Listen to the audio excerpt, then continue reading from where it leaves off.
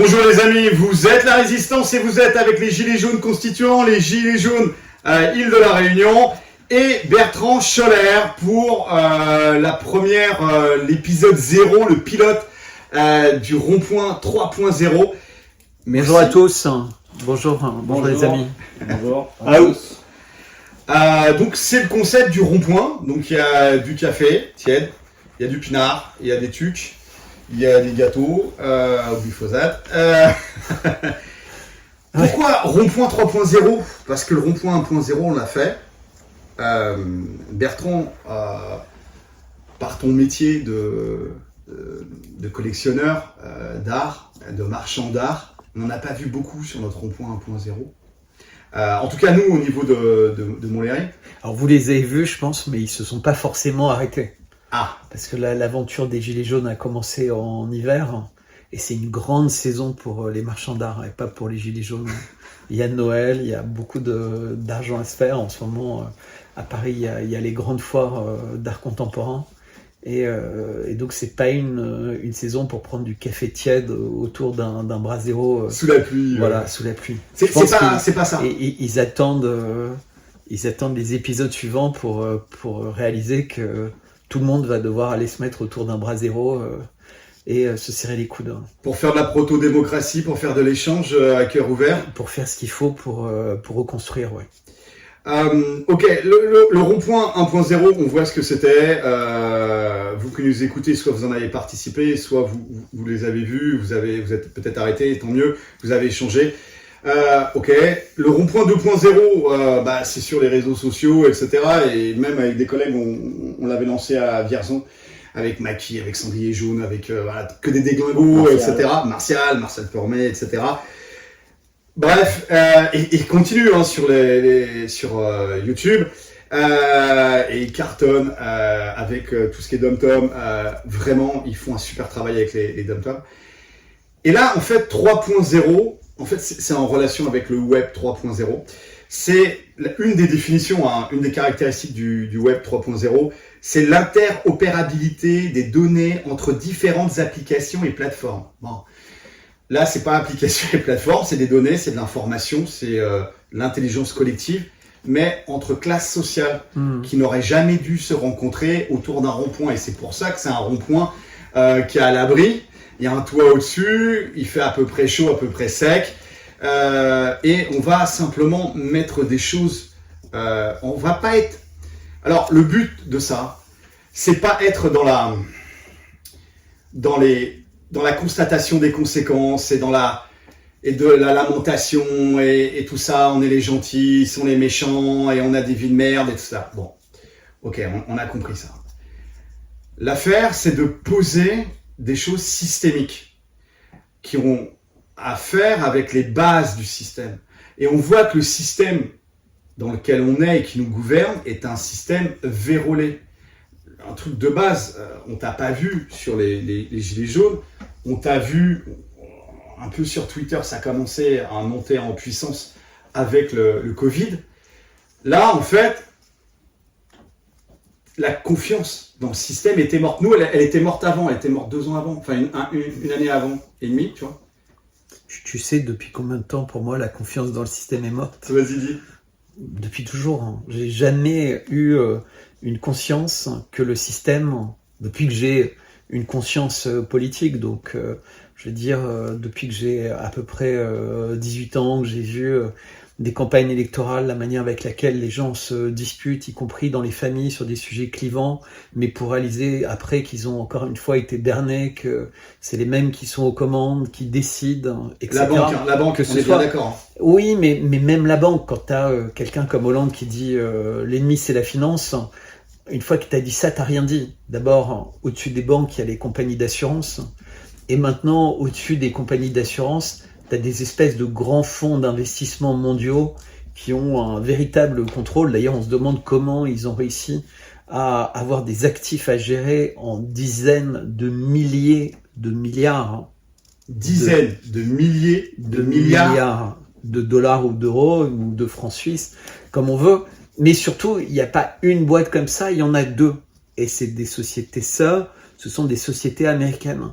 Donc quand tu es à une époque de l'histoire de l'humanité où on imprime plus vite les billets que les billets de Monopoly, et que l'argent ne ruisselle que du bas vers le haut, ce qui est contraire à tous les principes de gravité. Hein. L'argent va des pauvres vers les riches, et c'est d'ailleurs tout le thème du livre Great Reset de Klaus Schwab, c'est de dire ne vous inquiétez pas si vous perdez tous vos biens, toutes vos propriétés, parce que quand vous n'aurez plus rien, vous allez être très heureux.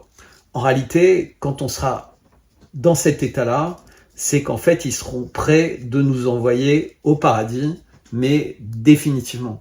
Le problème, c'est qu'on risque de ne pas y aller parce qu'on n'aura pas pris conscience de tout ce qui s'était passé et de l'importance, dans une période aussi compliquée, d'avoir la foi, mais la foi en l'humanité. Donc c'est exactement pour ça que je me prête avec plaisir à cet exercice, c'est avoir la foi en l'humanité, c'est parler aux autres personnes, c'est leur donner notre temps, leur donner notre énergie, et essayer, pas... tu vois, je suis pas du tout un prophète, en fait, je suis quelqu'un de tout simple, mais qui ai consacré ma vie à essayer de comprendre ce qui se passait autour de moi, retenir les choses qui étaient importantes et les digérer, les analyser. Et effectivement, comme tu dis, c'est que depuis quelque temps, puisque c'était comme un clin d'œil, tu disais, c'est après les Gilets jaunes. Alors déjà, je suis allé à des manifestations des Gilets jaunes à Paris au tout début, et dès que j'ai vu à quoi ça ressemblait, c'est-à-dire la répression policière, le fait d'être suivi, le fait d'être photographié, le fait d'avoir des gens estropiés, je me suis dit, est-ce que c'est mon rôle d'être quelqu'un d'estropié? Est-ce que je suis quelqu'un qui a vocation à être un martyr? Non.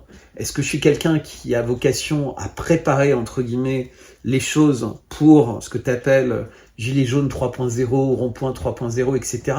Oui. Mais ça demande du travail, ça demande du temps, ça demande de l'engagement, de la disponibilité. Et j'en suis au moment où j'ai décidé de pouvoir avoir complètement cette disponibilité parce que les personnes commencent à être attentives. En fait, tu peux pas parler aux gens s'ils sont pas attentifs. Donc là, les gens réalisent que finalement, les Gilets jaunes avaient raison. Ils les ont pas écoutés. Depuis, l'essence, elle a pris 50% par rapport à ce qu'elle était et ce qui semblait scandaleux à l'époque des Gilets jaunes. Personne ne se lève. Le gaz, l'électricité. Le gaz, l'électricité, tout ça. La bouffe. Et on comprend qu'en même temps que nous, on doit payer ça extrêmement cher, il y a des gens, à cause de l'Europe, ou grâce à l'Europe, selon de quel point de vue tu te passes, qui deviennent multimillionnaires parce qu'ils impriment uniquement des factures. Parce qu'en fait, EDF doit leur vendre le gaz à 40 € le kilowattheure et eux peuvent le revendre à 80, 100, 150, 200 Mais t'es à leurs clients. là. Attends, laisse-moi finir. Voire même le revendre à EDF. Et pour peu que ces boîtes-là aient un bon bilan carbone, ce qui est bien parce qu'en fait ils achètent le gaz à bon bilan carbone d'EDF, ils lui revendent beaucoup plus cher parce que EDF en fait doit répondre à des normes européennes et se ruine. C'est-à-dire qu'EDF, à une époque, c'était la plus grande boîte du monde. EDF, GDF, etc. C'est-à-dire que la France, elle avait un fleuron incroyable. Il y avait une filière nucléaire qui était leader mondial. Aujourd'hui, les seuls qui font des centrales nucléaires, alors nous, on essaie d'en terminer, mais plus on les termine, plus ça nous coûte de l'argent. Parce qu'on est incapable de les finir.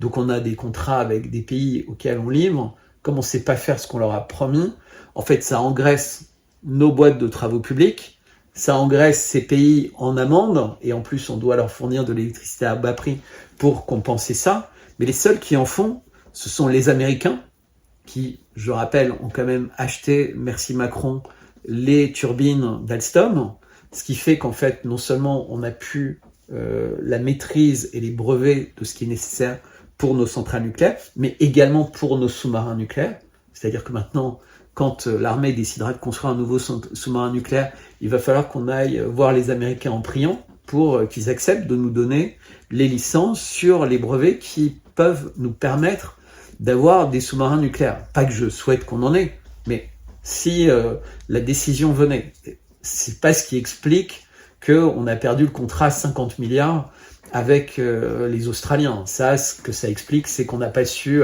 suffisamment bien graisser les pattes. Non, je vais juste finir. Et les Russes et les Chinois en fabriquent. Mais où est-ce qu'ils en fabriquent aujourd'hui les Russes et les Chinois? Attends, juste En Turquie, Bertrand. en Afrique, Oui, ok. et chez eux. Tu sais, sur un rond-point, on se présente. Bertrand Pardon. Scholler, t'es qui? Oui, comme on a fait une longue vidéo il y a quelques jours ensemble. Tu mets le gilet jaune. Ouais. Moi, j'ai le gilet jaune. Les collègues, ils ont le gilet jaune. Ouais. On est gilet jaune. Ça veut dire qu'on est là pour la justice, la dignité et le bien commun de tous, même des enculés qui nous mettent à l'envers. C'est un rond-point 3.0, hein, voilà. Ok, on va revenir sur les centrales nucléaires, les réacteurs nucléaires, Ah non, là, c'est passé maintenant. l'escroquerie, etc. Et on sait bien qu'il y a des mecs qui se sont fait via les trusts anonymes, pas mal de trucs, mais pas mal de fric, mais sur un rond-point, en fait, tu te présentes. Et l'affaire, c'est que t'es qui? Bertrand Scholler. Tu t'es marié avec qui? Tu viens de quelle classe sociale? T'es d'une classe sociale qui est très éloignée de la nôtre. Nous, on apprécie l'effort que tu fais de venir échanger avec des gueux pour la justice, la dignité et le bien commun de tous, hein, en dehors des segmentations imposées par le système au niveau des classes sociales. Mais on veut juste savoir, t'es qui? Tu as fait quelles études? Tu as passé quel diplôme? Tu étais éligible au niveau de Polytechnique? Enfin bref, tu étais admissible, excuse-moi, au niveau de Polytechnique. Enfin bref, tu viens de la haute. Et des gars de la haute, on n'en a pas eu beaucoup sur notre rond-point. Et donc là, on t'a, et je suis désolé pour les gars qui nous écoutent, et n'hésitez pas à commenter. Pas des bravos, etc. On s'en fout, on vous le dit tout de suite. Et puis même, on va peut-être faire un disclaimer, comme disent les Américains.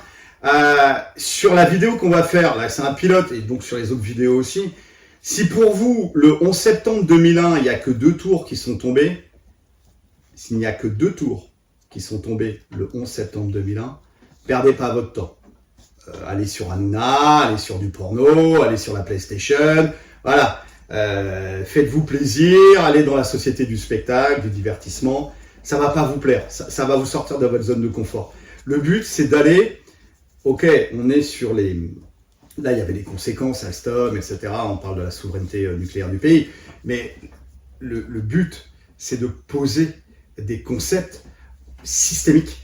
Et c'est ça qui nous intéresse, de pouvoir échanger avec quelqu'un qui vient de la haute, comme on dit, de la haute. Alors, haute bourgeoisie, classe supérieure, c'est à toi de te définir et de mettre tout ça en place. Dis-nous qui tu es, d'où tu viens, qu'est-ce que tu as fait dans la vie. Il y a un Merlin à côté, alors c'est un clin d'œil, il y a un totem, voilà. Le Merlin, c'est pour fendre du bois, alors fendre des bûches. Il y en a certains qui diront, il y en a qui sont cons comme des bûches. Voilà, on est pacifique et bienveillant. Mais il y a quand même une certaine radicalité de la pensée. Hein. Il y a un petit Merlin qui a déjà pas mal travaillé. Bertrand Scholler, c'est à toi. Alors oui, je m'appelle Bertrand Scholler. Bonjour Bertrand. Bonjour Mishka. J'ai 54 ans. Je suis papa. J'ai fait effectivement plutôt. Enfin, je viens d'une famille bourgeoise aisée. On est 4 enfants, donc 2 garçons, 2 filles. On a tous fait de longues études. On a tous de brillantes carrières entre guillemets. Donc moi j'ai un bac C, mention très bien, à l'époque où le bac C existait. Ensuite j'ai fait une classe prépa à Louis-le-Grand, donc à Paris, qui est considérée comme une très bonne prépa. J'étais en M', effectivement. C'est Maths P, c'est ça? Ouais, j'étais hyper alpha à l'X, ça veut dire suradmissible, et à normal sup. Attends, suradmissible, ça veut dire quoi? Ça veut dire que tu as plus de, je sais plus, ça voulait dire plus de 12 ou plus de 14 de moyenne à l'écrit. Et voilà. Et finalement, je suis ingénieur civil des mines. Ensuite, j'ai fait l'Institut français du pétrole, qui est une école dans laquelle les étudiants sont payés. Sur mes bancs d'écoliers, j'avais comme très bon ami quelqu'un qui est devenu président du Sénégal, Macky Sall. Donc c'est vrai que je vis toujours avec un peu de tristesse de voir la situation actuelle au Sénégal, parce que je vois l'impact pour tout chef d'État d'un pays relativement puissant, et c'est le cas du Sénégal, et de l'affairisme international. Donc en fait, tu n'es plus le président de ton pays, tu deviens parfois, entre guillemets, un pion Un capot. Pas un capot, parce que je pense que le Sénégal, c'est un pays qui est un peu à la croisée des chemins, à la croisée de son destin. Donc il est véritablement à l'écoute de beaucoup de pays. Il est à l'écoute de la Russie, il est à l'écoute de la Chine, mais il y a évidemment beaucoup plus d'influence française et américaine au Sénégal que des autres pays. Et parfois, quand tu es chef d'État, tu tiens à ta vie, tu tiens à beaucoup de choses, parce qu'on sait la vitesse à laquelle ceux qui sont pas dociles peuvent être renversés. On a vu ce qui s'est passé récemment au Gabon. Donc voilà, j'étais avec lui. Ensuite, j'ai fait de la banque d'affaires, j'ai fait du conseil en stratégie. Effectivement, je me suis marié avec quelqu'un qui est d'une famille aristocrate, et une famille qui est liée à un ancien président de la République, puisque c'est une nièce de Bernadette Chirac. Donc Chaudron de Courcelles. Alors Chaudron de Courcelles, c'est le nom de sa mère et pas le nom de son père. Voilà, enfin bref, c'est ce que tu tenais à ce que je dise ça. J'ai été associé à plusieurs reprises dans ma vie professionnelle avec quelqu'un dont on parle dans votre chanson rap que vous m'avez fait écouter tout à l'heure, qui s'appelle Jacques Attali. J'ai reçu dans ma galerie beaucoup de personnes importantes Galerie d'art, hein, dans ma galerie d'art contemporain, puisque j'ai eu quasiment tous les présidents, à part Macron, de la période où la galerie était ouverte, ou leur famille, ou des premiers ministres, y compris Castex, etc. Parce que la galerie est dans le 7e, juste à côté de Matignon. J'ai même eu BHL, donc je dois avouer que c'était une expérience étonnamment bizarre, parce qu'il y a quelque chose de très négatif qui rayonne de lui, mais physiquement négatif. Moi, je suis quelqu'un d'assez sensible, chose que j'ai jamais ressentie, par exemple, puisque beaucoup de gens essaient de me faire dire beaucoup de mal de Jacques Attali. Et moi, j'ai pas de vécu négatif. C'est quelqu'un qui est dur, c'est quelqu'un qui est intelligent, c'est quelqu'un qui a une certaine vision des choses, qui n'est absolument pas la mienne, qui est même diamétralement opposée, mais j'ai jamais été amené à être en conflit personnel ou professionnel avec lui. Après, politiquement, encore une fois, chacun a ses idées et ses convictions, on peut les combattre sans avoir besoin d'être quelqu'un de perfide ou cynique ou de malhonnête. Moi, quand quelqu'un joue avec moi de façon honnête et saine sur la durée, j'ai aucun problème, et je comprends très bien que des gens partagent pas mes analyses, que ça arrive tout le temps, y compris des inconnus sur X qui eux vont pour le coup peut-être prendre des positions beaucoup moins acceptables que juste avoir leurs propres opinions. C'est-à-dire, on n'a jamais essayé de m'imposer des opinions qui n'étaient pas les miennes. Quand la crise du Covid est arrivée, moi j'ai une galerie internationale, puisque j'avais 2 filiales aux États-Unis, une filiale en Suisse. Je passais, il n'y avait pas un mois où j'étais pas au moins une semaine, voire plus, aux États-Unis, donc où je faisais 80% de mon activité, de mon chiffre d'affaires. Donc la France était un tout petit marché pour moi, 80% aux États-Unis, comme la Suisse représentait à peu près les 10% restants, ça vous monte, il y avait à peine 10% pour la France. Pas parce que la France c'est un petit marché, mais c'est véritablement un marché avec beaucoup d'entre-soi, beaucoup de défiscalisation, entre guillemets, puisque le système financier français est fait pour permettre aux gens dans beaucoup de professions d'acheter des œuvres d'art et de les défiscaliser, entre guillemets. Chose que j'ai jamais faite. Moi, considère que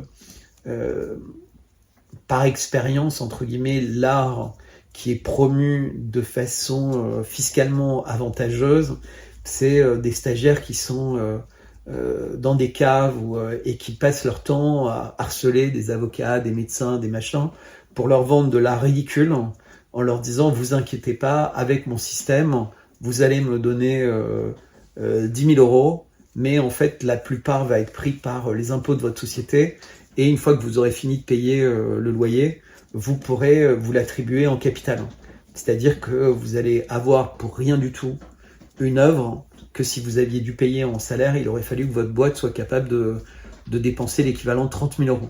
Puisqu'en fait, avec les charges sociales, les impôts, les machins. Donc en réalité, tout ça, c'est des arnaques, un peu comme l'arnaque de grands collectionneurs officiels qui achètent des tableaux de peintres complètement inconnus, qui ensuite font des ventes aux enchères un peu fausses, qui font produire des articles, des expertises, des belles expositions, puis après disent maintenant les œuvres de cet artiste qu'ils ont acheté pour rien du tout valent quelques millions, et ils vont voir les musées nationaux, les fonds d'art, etc.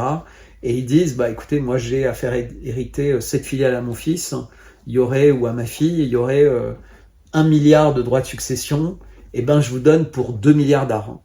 Mais les 2 milliards, en fait, ils ont coûté quelques millions à la personne en question. C'est-à-dire qu'ils n'ont été créés que pour faire de la défiscalisation. Alors j'explique ça dans la vidéo parce que c'est toujours intéressant de comprendre comment, malheureusement, le marché de l'art, et c'est quelque chose qui a été inventé par les Américains. Alors il a été inventé pour contourner le fisc aux États-Unis et pour faire des opérations comme ça là. Il a également été inventé pour vider la tête des Occidentaux. C'est-à-dire que l'art contemporain était développé, une partie de l'art contemporain, pour contrer en fait la place de l'art parisienne, où il y avait surtout des artistes communistes, dont Picasso, pour citer le plus connu, et qui avait un art très engagé. C'est-à-dire qu'ils attaquaient les Américains quand ils faisaient la guerre en Corée, qui s'intéressaient à des sujets importants, et tout ça était parasité par l'argent qui arrivait à flux entre les mains de gens qu'on a appelés des philanthropes. En fait, ils n'étaient pas véritablement des philanthropes, ils étaient, pour beaucoup, des personnes qui étaient en mission. Donc il n'y a qu'à regarder, de toute façon, des tableaux d'artistes. Et je ne veux pas critiquer, c'est juste pas mon goût, et c'est pas ma manière de voir les choses. Mais il y a des techniques d'art qui s'appellent le dripping, où l'artiste prend des seaux de peinture et les jette sur la toile, ou trempe son pinceau et les jette en fait comme si... Et donc l'idée c'est une espèce de peinture instinctive. Mais quand tu es dans cette logique, tu trouves ça tout à fait normal qu'après, l'artiste ne fasse plus rien et il ait des usines de gens qui travaillent pour lui. Ça s'appelle l'artisanat, mais en art 3.0, ça s'appelle de l'art. Donc on a des gens, pour citer donc Pollock pour le dripping, mais pour Jeff Koons qui passe devant une boulangerie, qui trouve que la décoration est très belle, il va faire une photo, il va balancer ça à son atelier, où il a des jeunes artistes qui réussissent pas à percer parce qu'ils sont pas liés à des grandes fortunes internationales, à des grands groupes de presse et à des personnes influentes, et qui vont pour 3 francs 6 sous bosser et se faire engueuler pour créer entre guillemets des œuvres d'art qui vont valoir des millions et auxquelles l'artiste aura très peu touché. Et ça c'est parce que on est dans une notion où seul le concept compte, c'est-à-dire avoir la qualité manuelle, avoir la connaissance, savoir sculpter, savoir prendre un bloc de terre glaise ou du plâtre ou du métal et faire sortir quelque chose, ce qui était le cas de Picasso, qui allait dans tous les domaines. C'est plus considéré comme important en fait. Seule l'intelligence compte et seul l'entre-soi compte. C'est-à-dire que quand tu vois un tableau sur fond blanc avec un trait blanc au milieu, évidemment, quand t'es Gilet jaune ou quand t'es Bertrand Scholler, tu regardes le tableau et tu dis c'est nul. C'est une escroquerie surtout. C'est une escroquerie. Mais si tu dis ça dans un certain milieu social, c'est que tu n'as rien compris à l'histoire de l'art, à l'évolution de l'histoire de l'art. Donc tu es quelqu'un qui, quelque part, blasphème. Mais moi, j'ai une manière de dire quel est l'art qui est intéressant et quel est l'art que j'essaie de promouvoir. Et je ne sais pas de faire de la publicité pour moi, parce que, en fait, ça ne m'intéresse pas du tout. Pour finir la présentation, aujourd'hui, je me considère comme quelqu'un qui lance un média et qui va lancer une plateforme commerciale de produits bienfaisants, entre guillemets. Vertueux, mais en reconnaissant que si ce système permet de faire de la marge et de temps en temps d'avoir des vacances plutôt que de bosser 365 jours par an, 12 ou 15 heures par jour comme je le fais depuis tellement longtemps, je serais ravi. Mais pour moi, quand je vendais une œuvre d'art, d'abord ce qui m'intéressait c'était l'artiste. Qui est l'artiste qui produit l'œuvre d'art? est-ce qu'il est intéressant? Est-ce que c'est un champion? Est-ce que c'est un battant? Est-ce qu'il a souffert? Parce que c'est intéressant, les gens qui ont souffert, en général, ils ont plus de choses à raconter et ils vont être capables de traverser le temps. Ils savent que tout n'est pas simple. Et c'est pas parce qu'on commence à travailler ensemble que tout va devenir simple. Mais surtout, ensuite, je regarde ce que l'artiste produit. Alors, est-ce qu'il produit tout le temps la même chose ou est-ce qu'il essaie d'être en adéquation avec une époque? Parce que si tu es en adéquation avec une époque, ton art évolue. Donc moi, par exemple, alors je vais dire un nom peut-être pas très connu, mais il y a un artiste en France qui est hyper à la mode, qui s'appelle Soulage, et qui peint noir sur noir, etc. Alors, ça vaut des fortunes, tout le monde explique que c'est génial, que là, il a fait des vaguelettes, ça prend bien la lumière, etc. Moi, ça m'intéresse pas du tout. Et je le dis très clairement, ça m'intéresse pas, je trouve ça inintéressant, et d'autant plus inintéressant qu'il a fait ça toute sa vie. Et donc, en fait, il a trouvé un truc, il a trouvé des gens qui avaient mordu à l'hameçon, c'était intéressant, et ça s'est diffusé. Maintenant, on pourra toujours m'expliquer que c'est génial et que c'est fascinant. J'écoute même plus, et je vais dire clairement, toutes ces conneries. Parce que moi, quand j'aime quelque chose, il y a 3 critères. Est-ce que je serais fier de le montrer à mes enfants? C'est-à-dire qu'est-ce que des jeunes enfants qui savent pas mentir, quand ils vont voir, ça va les fasciner ou les passionner. Un tableau noir sur noir de Soulage, peut-être ça va faire de la curiosité, parce qu'il y a de la forme, etc. Mais eux, peut-être, ils vont mettre ça à plus de 5. Ensuite, je regarde mes amis ou ma famille, ma femme, les gens avec qui je sors en me disant, tiens, si j'ai ça à mon mur et qu'ils viennent dîner, alors oui, là, en prenant, c'est un artiste à la mode, donc ça peut plaire. Mais moi, ça me plaît pas, donc, mais je me demande comment ils vont réagir, parce que c'est intéressant d'avoir l'idée de la vie de tes contemporains avant de choisir.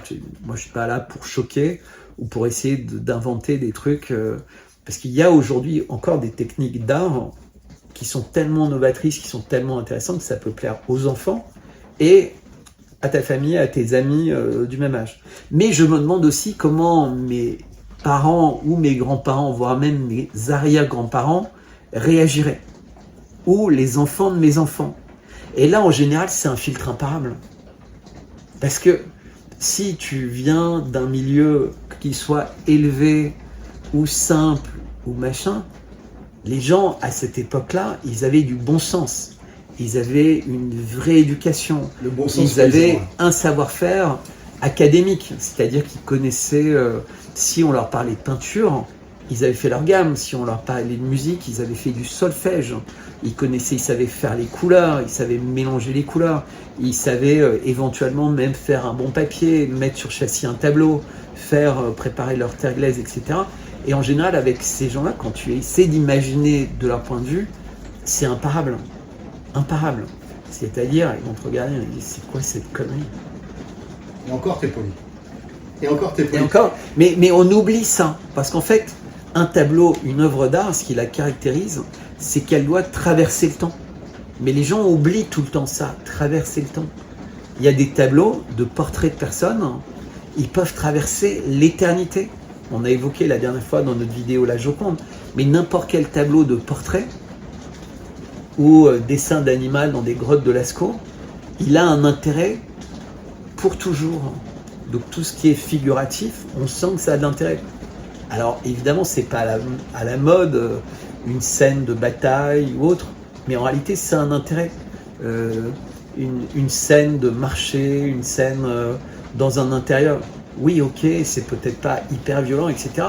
Mais c'est un intérêt. C'est-à-dire que même aujourd'hui, quand tu discutes avec les commissaires-priseurs, ils disent c'est drôle, c'est des choses qui se vendaient plus du tout. Et là, il y a des gens qui se réinstallent à la campagne ou qui créent des maisons en Airbnb. Et finalement, ils réalisent que c'est ça qui leur fait plaisir de mettre au mur.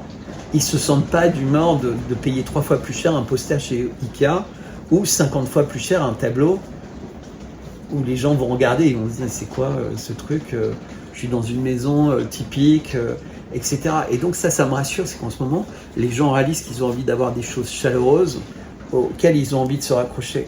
Donc, mais il y a beaucoup de gens qui disent mais t'es dans l'art contemporain, c'est une escroquerie. Mais non, justement. Parce que moi, la manière avec laquelle je voyais des choses, c'est qu'il existe encore aujourd'hui, comme à toutes les époques, des gens qui ont véritablement envie de faire de l'art de notre temps, avec les moyens de notre temps, ce qui peut inclure des moyens techniques, ce qui peut inclure des nouvelles idées, qui peut incorporer même des peintures fluo, des machins, de la vidéo, du son. Il y a 1 milliard de manières d'être créative sans être dans le concept, mais en étant dans l'émotion. Parce que pour moi, le concept qui vient de l'émotion, c'est fait pour être élitiste. Et j'évoquais tout à l'heure le média que je fais, c'est un média qui est gratuit, mais évidemment, je fais confiance aux gens qui ont un peu de moyens pour se dire, clairement, ça mérite de l'argent. Clairement, il y a beaucoup de gens qui n'ont pas accès à de l'information de qualité parce qu'elle est payante, parce que moi j'ai plein d'amis qui font des médias qui sont formidables, des lettres d'information, des choses, mais c'est payant, et des gens qui n'ont pas les moyens ou qui n'osent pas sacrifier une partie de leur budget pour ça, ils sont obligés de voler cette information, et je trouve ça horrible, alors qu'en réalité, il faut faire appel à la responsabilité. Alors je sais qu'on est toujours déçu quand on fait appel à la responsabilité des gens, mais comme je vous disais en introduction, moi je suis très humaniste, je crois dans la nature humaine, et en général je suis plutôt toujours très content, parce que si tu expliques bien les choses, si tu prends le temps d'expliquer, à l'intérieur de chaque personne, même celle qui a l'air d'être la plus mauvaise, il y a quelqu'un de bien, et tu peux le changer. C'est un frère en humanité pour toi qui est un peu égaré. Comment tu le conçois, comment tu le vois Ça dépend de mon temps disponible. si j'ai un peu de temps, j'avais beaucoup aimé ce film Un fauteuil pour deux. C'est un film américain avec Eddie Murphy et Dan Aykroyd. Et il y en a un qui est un clochard et l'autre qui est un super banquier d'affaires. Et c'est deux frères jumeaux complètement frappadins qui font le pari, qui vont transformer le clochard en super banquier s'ils le mettent dans des bonnes conditions de vie, et qui vont convertir le super banquier en merde. Sauf que on n'est pas loin du concept du rond-point 3.0. Voilà. Bon, là, c'est pas pour l'histoire de pognon, mais ce qui est en train de se passer, justement, c'était la conclusion, c'est que par chance, les deux se croisent. Et d'ailleurs, ils se croisent grâce à une prostituée. Comme quoi, on revient à la Bible, le premier qui jettera la pierre, et qui va les aider à mettre, entre guillemets, en commun les qualités qu'ils ont pour faire tomber ces deux banquiers qui considèrent le monde comme un terrain de jeu et comme un terrain d'expérience. Et ça, c'est par rapport à ta question de tout à l'heure, et le monde de la finance. C'est-à-dire qu'en fait, il y a des gens qui sont tellement puissants qui considèrent ce qui se passe comme un terrain d'exploration, un terrain de jeu. Et aujourd'hui, en fait, moi, ce qui m'inquiète le plus par rapport à Gaza, c'est qu'il y a des gens qui attendent, et j'en connais certains qui le disent et qui se demandent quand ça va arriver, que la sauvagerie explose parmi les Palestiniens. Parce qu'en fait, ils ont plus d'eau potable, plus de nourriture, plus de médicaments. Ils voient les bébés qui meurent dans les couveuses, ils voient leurs enfants être estropiés et avoir leurs rêves brisés. Parfois, tu vois des vidéos, mais tu as envie de pleurer.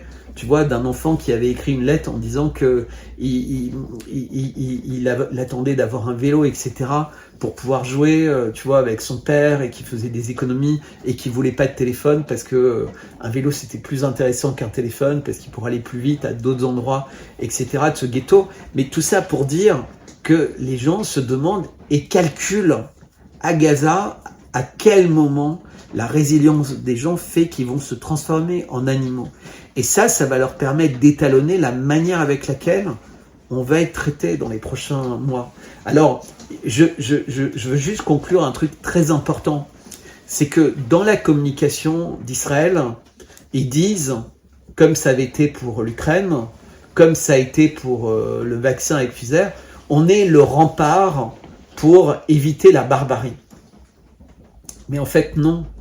Le rempart, en fait, aujourd'hui, pour l'humanité, c'est la capacité des Palestiniens, la capacité des gens de Cisjordanie à encourager quelque chose que quasiment aucun de nous, on serait capable d'accepter. Parce que je pense que toi, tous, si on voyait nos enfants être déchiquetés par une bombe alors qu'ils n'ont jamais rien fait de mal de leur vie, ils n'ont jamais eu la moindre mauvaise pensée, même pas vis-à-vis de qui que ce soit en Israël, Ils comprennent juste pourquoi ils sont maltraités, pourquoi ils sont en prison, de la naissance à la mort, dans un ghetto, dans un endroit aussi paradisiaque, avec autant d'argent qui les attend dans le sous-sol maritime en face de Gaza, parce qu'il y a des milliards de gaz.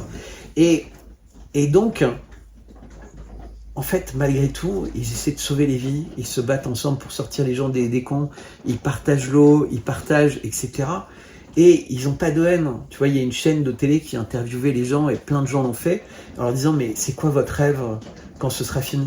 Alors il y en a plein qui disent, ce sera jamais terminé. Parce qu'ils savent qu'ils vont être maltraités jusqu'à leur mort, sous-entendu jusqu'à leur mort. Mais ceux qui croient que ça peut être fini, ils disent, dormir. Dormir dans le silence. Et t'imagines, quand on arrive au point où ton rêve dans la vie, c'est de pouvoir dormir. Qui rêve de pouvoir dormir? Même quelqu'un dans la pire prison du monde, il ne rêve pas de pouvoir dormir. À Gaza, les gens rêvent de pouvoir dormir. Et je te dis pas les autres rêves, parce que c'est que des rêves simples. C'est faire un dîner en amoureux avec une bougie en écoutant de la musique sans entendre le bruit des bombes. Ben, c'est quand même sympa d'imaginer que tu peux dîner avec une bougie devant la personne que t'aimes et sans que la musique soit gâchée par des bombes, etc., etc. On oublie ça. Donc on nous parle des victimes du 7 octobre. Et c'est terrible, les victimes du 7 octobre. Il y en a eu plein, trop. Mais il y a beaucoup de gens qui ont été tués par les tirs de l'armée israélienne, et on le découvre plus chaque jour. Il y a des zones d'ombre, par il y a rapport beaucoup à des de zones d'ombre brûlées, etc. Effectivement, il y a des otages, c'est terrible. Mais est-ce que l'attitude aujourd'hui de l'armée d'Israël, c'est de libérer ces otages ou de mettre à plat Gaza et de profiter de cette situation qui était manifestement très attendue quand on voit les documents de Wikileaks qui sont sortis? Tu parles des ballons d'observation qui ont été descendus une semaine avant? Mais plein de choses. De toute façon, t'évoquais en disant aux gens quittez si vous croyez que le 11 septembre c'est la vérité. Bon bah si vous croyez que le 7 octobre c'est pas l'équivalent du 11 septembre, vous pouvez aussi arrêter la vidéo, l'a dit, hein. Parce que ça risque. Oui, mais ils l'ont dit. Et c'était un message qui se faisait passer entre eux au cas où dans leur clic il y ait des gens qui aient la naïveté de croire que ça c'était pas voulu. Mais quand je dis ça, moi je sais très bien que 70 ou 80% des Israéliens, ils ressentent en eux-mêmes que ce gouvernement Netanyahou est un gouvernement qui fait du mal au monde et qui évidemment fait du mal à Israël. Parce que l'essentiel des gens qui habitent en Israël, ils n'ont pas un esprit de colonisateur. Ils ont juste l'esprit de gens qui se disent « Moi je suis juif, j'ai l'État d'Israël qui m'accueille, où je vais pouvoir avoir une certaine vie, etc. » Alors évidemment, de temps en temps, trop souvent, il y a des roquettes ou des choses comme ça. Mais la vraie question, c'est qui finance les roquettes? Qui les donne? Comment elles arrivent là? On découvre qu'en fait, elles viennent d'Ukraine, de Zelensky, mais avec un chemin qui passe par l'argent des États-Unis, etc. Qui, en fait, est en train de profiter de cette situation pour mettre KO le monde et surtout KO l'humanité. C'est-à-dire qu'on est des milliards d'habitants sur Terre qui voyons un pays, l'armée d'un pays, faire des exactions absolument abominables sur une population civile sans aucune défense. Il n'y a pas de défense. Et quand tu peux pas manger, quand tu peux pas boire, quand tu peux pas te soigner, quand tu peux pas dormir, comment tu peux te défendre? Enfin, nous, tu vois bien, juste faire un entretien comme ça, ça nous épuise. Et combien de personnes parmi les journalistes à Gaza ont été tuées? Mais tués. Il y a une semaine, le total, c'était déjà 45 journalistes morts. Quand il y a un journaliste mort en Russie en 10 ans, depuis 10 ans, ça fait la une des journaux du monde, en disant Poutine est un assassin. On ne sait même pas d'ailleurs si c'est lui qui a tué ou pas. Et à la limite, ça n'a pas d'importance, puisque dans le pays, il y a un journaliste qui est mort, et c'est pas normal. Mais il y en a combien en France, des journalistes ou des gens qui se suicident? Il y a combien de gilets jaunes qui se sont suicidés, et de paysans qui se suicident tous les jours, etc. Donc on ne regarde jamais les choses de façon honnête et intègre. On n'a jamais le temps d'avoir un vrai débat. Tout à l'heure, on évoquait un peu les gens connus. Moi, j'étais invité 2 fois chez Hanouna, Et même si on m'interrompait, même je réussissais à faire passer des messages. Et tellement de messages qu'on m'invite plus en fait. Je suis censuré. Pourquoi ? Parce que moi j'aime bien développer les choses, j'aime bien faire en sorte que les gens comprennent. Et c'est intéressant. Et c'est pour ça qu'on fait ce travail. Tu m'avais dit on va faire des égrégores, on va faire des épisodes. Moi j'ai pas voulu connaître les questions avant et je veux parler avec mon cœur en fait. Alors là, déjà, on te remercie avec les collègues de t'ouvrir et de... Là, tu as tout ouvert, tes études, ton mariage. Mes mariages. Ton premier mariage karaté avec encore plus haut de là que ta caste en fait. Voilà, on est dans un système français, hein, donc c'est un système de caste. Déjà, on te remercie.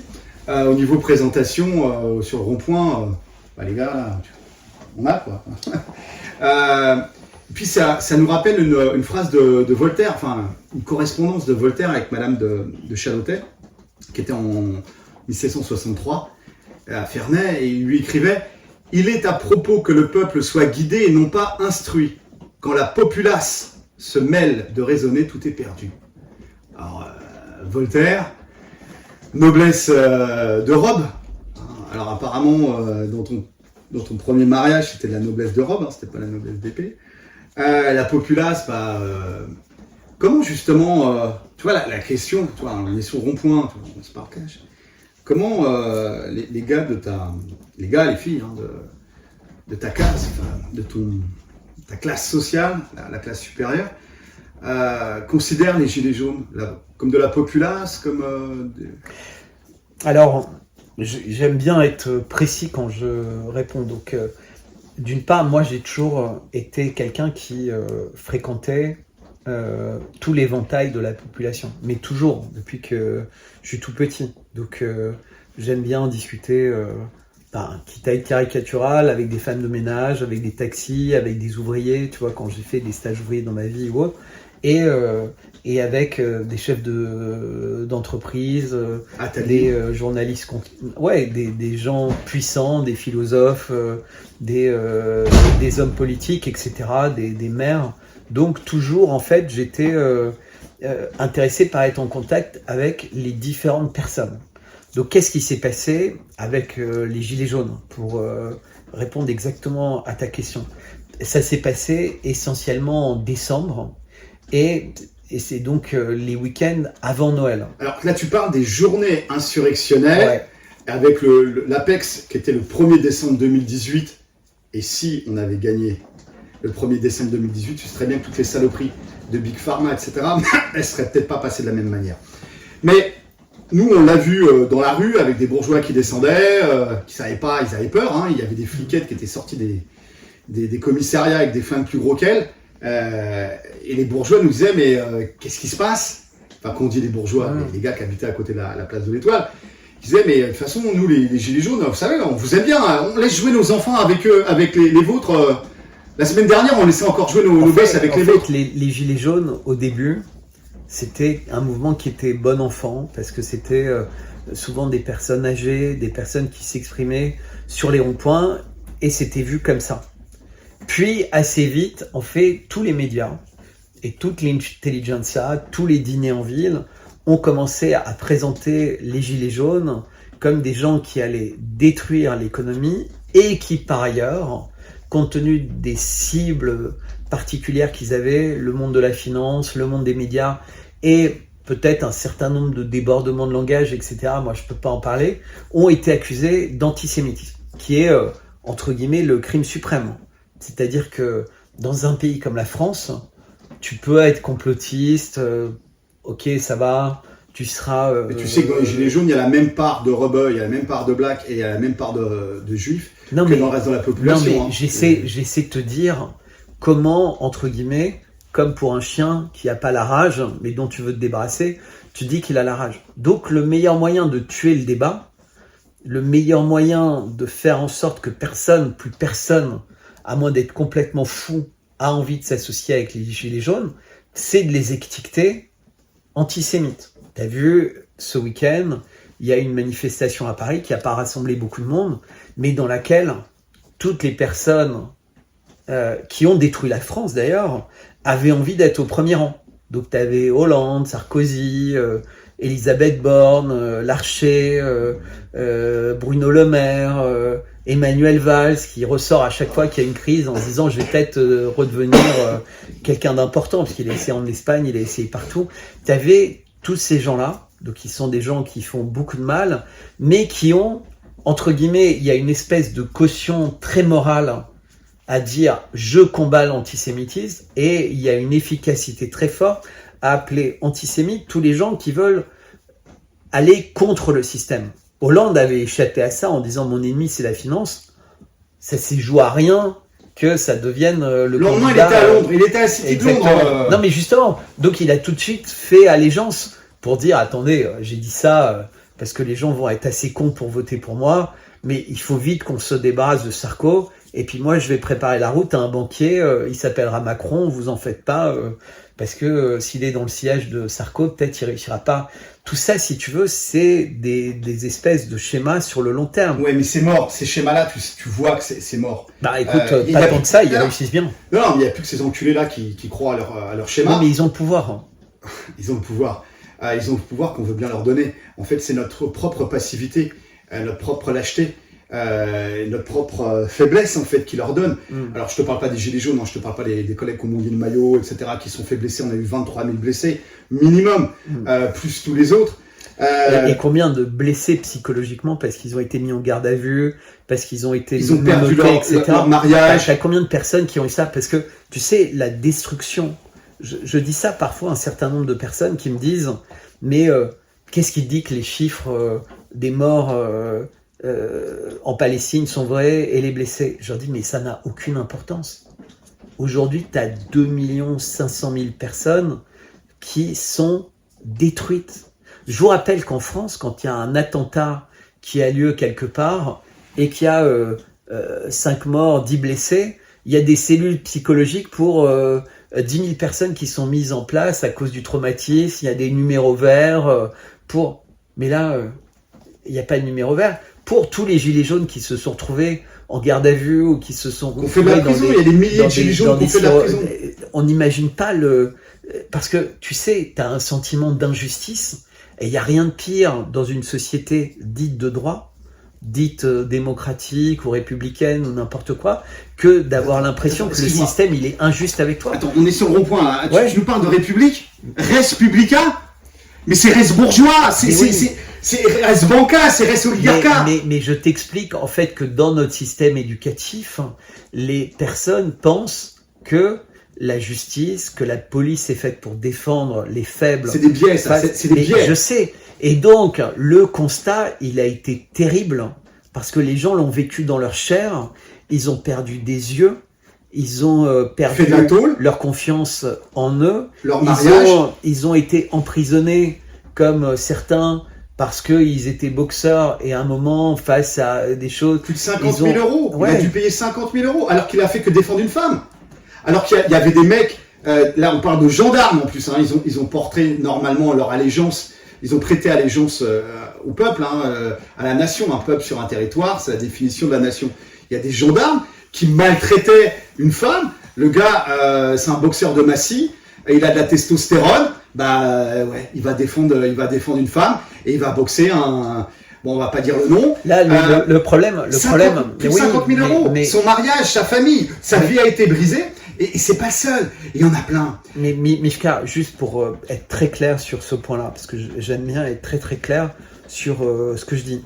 En fait, on est dans un pays dans lequel on accepte ou on n'accepte pas, mais la loi, c'est la violence légitime, elle n'est qu'entre les mains de la police. Toi, tu parles de la violence morale légitime, mais en fait, notre système, en France, il en a rien à foutre de la violence. Non, mais c'est horrible. Non, tu parles de la loi. La loi, elle est votée par 60 mecs à 3h du matin. Ouais. Alors que tous les autres enculés, ils ne sont pas présents. Mais le thème qu'on a, c'est comment est-ce qu'on va changer ça? Parce qu'aujourd'hui, en fait, ce système, il est fait pour détruire les personnes qui ont encore foi dans l'humanité et donc qui agissent sans réfléchir aux conséquences de leurs actes par rapport à une loi. Mais tu as exactement la même par rapport à la censure. Tu as exactement la même par rapport aux lois sur ce que tu as le droit ou pas de dire, sur le fait que tu as le droit de défendre la veuve et l'orphelin face à des violences auxquelles tu constates, eh ben, le fait de non-assistance à une personne en danger sera pas reconnu. Je te rappelle, je sais pas combien de personnes ont été éborgnées en France, mais il n'y a eu aucune condamnation. Pour les gens qui les ont éborgnés, aucune condamnation. C'est-à-dire que, et je reviens juste encore une fois à ce qui se passe à Gaza, mais au début de la guerre, puisque le gouvernement Netanyahou a dit que c'était une guerre, le ministre de la Défense a dit à tous les soldats, quoi que vous fassiez, vous êtes exempt des conséquences de vos actes. Et donc, ils peuvent faire ce qu'ils veulent. Et à la limite, c'est devenu la loi. Alors, je ne sais pas si la Knesset le voterait ou pas, mais en toute bonne foi, les tribunaux militaires, les soldats disent c'est bon. Mais en France, on n'a pas ça. C'est-à-dire qu'on n'a aucune loi, aucune déclaration officielle, aucune circulaire qui autorise à l'usage du LBD, sur la tête, en tir direct, à proximité, etc. La loi est en train de changer. C'est-à-dire que maintenant, tu as le droit de tirer à 3 mètres. La loi est en train de changer aussi. Tu as des propos, on a des propos qui sont anti-sionistes politiques, le sionisme politique, etc. Si c'est rétroactif, on saute. Parce que c'est une philosophie politique, etc. Tu n'as pas le droit de le critiquer. C'est le seul pays de la planète. Oui, mais ça peut être tenté en France, en Europe, hein, si tu veux. La Cour de justice européenne, les gens, il y aura suffisamment d'avocats qui feront démonter ça. D'abord, ce serait anticonstitutionnel parce qu'on ne peut pas. Tu veux qu'on parle de la Constitution, qui sont votées par les. Oui, bien sûr, mais il y a quand même là, je pense qu'il va y avoir des choses bien pires qui vont arriver et qui engloberont complètement cette partie-là. Toutes les lois sur la haine. En les touchant astucieusement, vont permettre, entre guillemets, d'attaquer n'importe qui sur ce thème-là. C'est-à-dire que la haine est un mot qui est suffisamment vague pour permettre de cibler tes adversaires politiques ou tes adversaires médiatiques, ça c'est la première chose. Et la deuxième chose, c'est que le président, dans la loi de programmation militaire qui a été votée en juillet 2023, s'est donné des libertés complètement incroyables et il a pu les faire passer, entre guillemets, grâce aux émeutes urbaines et grâce aux attentats d'Annecy, les deux qui se sont éteintes immédiatement. On n'a pas de nouvelles, la loi a été passée. d'Annecy. Non, on n'a pas de nouvelles, mais tout ça a permis de chauffer à blanc tout le monde, dans les communautés, dans les villes. Les députés, ils ont voté comme un seul homme la loi de programmation militaire, mais c'était délire, ils n'ont même pas vérifié. Et dans cette loi, le président a la possibilité, indépendamment d'une guerre ou de quoi que ce soit, c'est-à-dire que s'il considère que le risque est suffisant, de prendre les pleins pouvoirs. Il faut relire l'article 25, petit article, qui d'habitude est un tout petit sur la mobilisation, les conditions de la mobilisation, mais c'est très restrictif. Et là, ils ont changé quelques mots, quelques virgules, quelques machins, et d'un seul coup, ça devient quasiment illimité. Mais tu vois vous imaginez, c'est délire. Bertrand, et ça peut avoir lieu demain, dans une semaine, à petite échelle. Ils peuvent décider que dans tel quartier de Paris, ce sont des circonstances adaptées pour 6 mois, 1 an. Bertrand, là, on est sur la constatation des conséquences et c'est déplorable entre le légal et le légitime. T'as des gens vraiment pas légitimes qui passent des lois de merde. Ok. Bah. Et puis je tiens à m'excuser par rapport à mon énervement, mais voilà, bref. C'est bien d'être. Non, mais voilà. L'affaire, c'est que là, ce qu'on voit, c'est que on est en guerre de 5e génération. La guerre de 4e génération, c'est les Ricains qui l'ont faite en Irak, en Somalie et en Afghanistan. Et en Syrie, en Libye. Et en Syrie, et Yémen, etc. Là, on est en guerre de 5e génération. Alors là, on est au-dessus. C'est dans la tête des gens, donc de vous qui nous écoutez, de vous couper l'envie de combattre, de vous pousser à prendre des cachetons ou de fuir dans le porno la réalité virtuelle. On a déjà perdu 2 guerres. Alors, on voudrait juste, tu vois, là, c'est une discussion de rond-point. Tu vois, c'est entre connards. Nous, on est des connards de rond-point. Toi, t'arrives, tu es marchand d'art, Attali, éligible Polytechnique, enfin bref, école des pétroles. Mais on est ravis de, tu vois, de parler à cœur ouvert, et puis même on s'engueule, et puis c'est bien, tu vois, parce que c'est une intelligence collective. Mais est-ce que toi, tu es d'accord sur le fait qu'on a perdu déjà 2 guerres, et que la 3e qui nous arrive, c'est une guerre de 5e génération, c'est-à-dire dans notre propre représentation du réel. Et c'est justement pour ça qu'on veut faire le rond-point 3.0 et qu'on est en train de voir ce qui est possible de faire. La première guerre qu'on aurait perdue, c'est la guerre de la finance, Pompidou, 73. En scred, tout doucement, tu vois, en feutré. Les mecs, ils avancent. Finalement, c'est esclavage par la dette. 2300 milliards d'euros d'intérêt de la dette. D'intérêt de la dette publique depuis 73. Ah oui. Tu vois, on parle pas la dette des collectivités, on parle pas la dette des grandes entreprises ou des villes, etc. Non. Juste la dette publique. On n'a pas remboursé la dette, elle continue d'augmenter et on a payé 2300 milliards d'euros. Et des mecs du grand guignol, on parle des sénateurs, comme le sénateur Le Gay par exemple, hein, qui lui s'étonne. « Ah mais depuis 73, quand même, la productivité de l'employé français a été multipliée par 3, où est passé le pognon ?» On a été le voir, nous, en manif, en 1er mai, avec les collègues, on a été le serrer, hein, dans la rue, tu vois, quand il n'avait pas ses gardes du corps, on a live, etc. Le gars, non, je peux pas, j'ai waterponey, tu vois, dégagez, vous me faites chier, tu vois, lui là, c'est un sénateur, tu vois comment il mange bien, tu vois le bide qu'il a. Il est à quoi, 5 000, 6 000 euros par mois, lui, il fait carrière. Toi, t'es un connard, tu veux juste, tu vois, des réponses.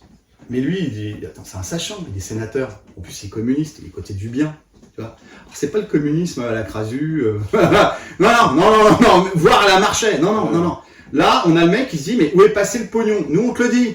2300 milliards d'euros ont été volés, juste sur la dette publique, pour payer les intérêts de la dette. C'est pour ça que tu m'as apporté ça, pour faire sauter les c'est cadeau, c'est cadeau. T'as des bûches, tu fends tes bûches, tu te libères, t'es un peu en colère, l'énergie part. L'affaire, tu vois, lui, il est dans le mensonge. Nous, ça nous intéresse pas. Nous, ce qui nous intéresse, on est des connards, on l'assume complètement. On veut juste la vérité, le bien, le beau et le vrai. Et on te remercie de jouer le jeu, tu vois, de mettre le gilet jaune et dire, voilà, moi, avant d'être Bertrand Schiller, je suis gilet jaune, les gars, voilà. Et donc, il y a des connards qui vont te poser des questions qui sont quelquefois dérangeantes, qui sont quelquefois déplacées, etc. Mais c'est comme sur un rond-point. On n'en voit pas souvent des gars de la haute qui viennent. Et donc, on a moult questions. Et ce qui est intéressant, c'est l'intelligence collective. C'est-à-dire que depuis, ça c'est les biais par la non-éducation nationale, par les médias, par tous les intermédiaires, hein, Attaque, la CGT, voilà. Non. C'est nous qui allons gérer ta colère, tu vois. Écoute, t'as des mecs en colère partout. Toi, t'es en colère, on le sent quelque part aussi, même si t'es très urbain et policé. T'es en colère. Et là, en fait, t'as du prolo ou du sous-prolo. Tu vois, en dessous, tu vois, encore. Le paradis du salariat en CDD, tu vois, le bonheur, quoi. Et qui échange sur des choses et qui dit, ok, on a perdu la guerre de la finance, on a perdu la guerre de la mondialisation, c'est-à-dire que on est en concurrence avec tout le monde, donc t'es en concurrence avec l'ouvrier moldave ou l'ouvrier du Bangladesh, mais ton kilo de riz, tu l'achètes pas ou ton kilo de farine, tu l'achètes pas au même prix, donc on est mort, ce qui explique aussi l'ouverture des frontières à surtout profiter au capital et puis à la désindustrialisation du pays, hein. Ça c'est pour les collègues du Nord qui nous écoutent, voilà. Et de l'Est, et la Lorraine. Ok, on a perdu 2 guerres, la finance, la mondialisation. Alors après, il y a les sociotraîtres d'Attaque. Une autre mondialisation est possible. On va juste te rajouter deux maillons à la chaîne, on va te le peindre en rose, ou couleur arc-en-ciel, puis nous on va gérer, parce qu'on est des sachants. Ça serait intéressant de voir les relations en fait entre le financement du think tank, de la fondatrice d'Attaque, think tank qui est en Hollande, et par qui il est financé ce think tank. Tout est accessible en ligne, hein, les mecs. Donc arrêtez de faire du porno, allez là-dessus, allez gratter la data, Et vous allez vous régaler parce que vous allez voir qui finance. On parle de Rockefeller, on parle pas Rockefeller en France, hein, ni Europe, hein, Rockefeller, la maison mère aux États-Unis. On parle de Soros, on parle du gouvernement hollandais et on parle de l'Union européenne. Et on parle de millions d'euros chaque année. Et après, elle, 15 ans après, va faire, ou 10 ans après, va faire Attaque en France, où en fait, tous les sachants qui ont un peu, tu vois, la rep pas propre, quoi. Tu vois, les mecs qui sentent que, voilà, ils collaborent à une merde, en fait. Ils disent, putain, on va s'acheter un beau badge de bonne conscience, tu vois, en étant Attaque. Et puis, on va faire des manifestations de rue avec des bleus de chauffe, tout repassé avec encore le prix, tu vois, du neuf, quoi, tu vois. Puis, on va faire semblant d'être des prolos. Eh, les gars, vous ne produisez aucune richesse. Vous êtes des putains de pousseurs de tableurs Excel. Vous êtes cramés, en fait. On vous a cramé. C'est du spectacle de rue. C'est des saltimbanques. Vous êtes des saltimbanques. Non, juste, en fait, la troisième guerre qu'on est en train de faire, qu'on est en train de se prendre dans la gueule, en fait, on n'a pas voulu, c'est cette guerre de 5e génération. C'est-à-dire la représentation qu'on a de nous-mêmes, des autres, de la réalité, dans notre propre tête. Avec énormément de choses. Hier soir, on a essayé d'en parler au téléphone. ChatGPT, qui te sort pas l'édit de Louis X le Hutin, l'édit de 1315, qui te le trouve pas, l'intelligence artificielle. Quelque part dans la Silicon Valley, il y a des mecs qui ont fait non. Cet édit de Louis X le Hutin, de 1315, il est complotiste. Il est pas bien, il va disparaître. Et tu vois comment l'intelligence artificielle va s'intégrer dans nos vies au niveau assistant personnel, etc. Même pour les prolos, les sous-prolos, hein, ils feront des versions cheap, en fait. On va leur en mettre une quand même, on va peut-être le dire, cet édit de Louis X le Hutin. Par l'édit du 3 juillet 1315, le roi de France, Louis le Hutin, c'est-à-dire le bagarreur, il a régné juste 2 ans, hein, donc voilà, affirme que selon le droit de nature, et là il y a un truc intéressant, ça serait intéressant de faire des vidéos là-dessus, le droit de nature, le droit naturel, la loi naturelle contre la loi des hommes. Ah oui, mais tu comprends, nous, dans notre loge franc-maçonne, tu vois, on arrive sur du croustillant là. Alors, attends, on se concentre un petit peu. Par l'édit du 3 juillet 1315, le roi de France, Louis le Hutin, affirme que selon le droit de nature, chacun doit naître franc. Ce serait pas mal, hein. Et que par tout au-delà de ce que veut dire le mot franc, si les gens étaient francs, ce serait une bonne nouvelle. Et que par tout notre royaume, les serviteurs seront amenés à la franchise. Nul n'est esclave en France. Le seul de France affranchit l'esclave qui le touche. Et en fait, il parle du servage, servus, esclave en latin. Là, c'est l'esclavage par la dette. En fait. C'est l'esclavage par la dette. T'as combien de collègues qui se sont fait baiser par le système, qu'on pété plus haut que leur cul, qui ont acheté des écrans plats, la société de consommation, le spectacle, nanana, ils voulaient voir un Hanouna en grand, tu vois. Et les T-Rex, tu vois. Et les mecs, ils ont pris... Mais moi aussi, tu vois. J'avais pas les moyens, j'étais obligé d'acheter une machine à laver en 4 fois, tu vois. Donc, il y a des moments où on n'a pas les moyens. Et les mecs nous tiennent avec ça. Parce que tu es obligé de bosser. Tu peux pas te dire, je vais me mettre en retrait, allez vous faire... l'esclavage. Et l'esclavage par la dette, c'est que nous, en tant que constituants, c'est assez chaud pour nous. Mort à la dette, à bas l'usure, vive le bien commun de tous. Même au niveau de Babylone, la dette était... il y avait banqueroute. Hein, Ruffin, quand il avait encore ses coucougnettes, quand il avait écrit dans Fakir, c'était l'histoire de la banqueroute. Vive la banqueroute. Vive la banqueroute. C'est-à-dire qu'il cassait le banc où les banquiers étaient. Les gars, allez vous faire enculer. On va pas rembourser. Tu vois. Bon, après, Ruffin, il a une autre trajectoire. Hein. Maintenant, il est obligé de mettre des nappes à carreaux, tu vois, dans sa cuisine pour faire prolo. Enfin, il vient du même lycée que Macron. Hein. Bref. Est-ce que tu penses que, tout en étant dans la radicalité de la pensée, c'est-à-dire essayer d'aller à la racine des choses, on puisse poser des solutions? Ça fait 5 ans qu'on tourne. On a vu plein de collègues, on a parlé avec plein de collègues, on a pris des godets avec plein de collègues aussi. T'as un gilet jaune, t'as un collègue. Est-ce que tu penses qu'on pourrait poser sur la table des pistes de solutions? Des pistes de solutions. Tu vois, c'est pas les solutions. On va pas faire le boulot à votre place. Les gars qui vont nous écouter, lui, c'est pas l'homme providentiel.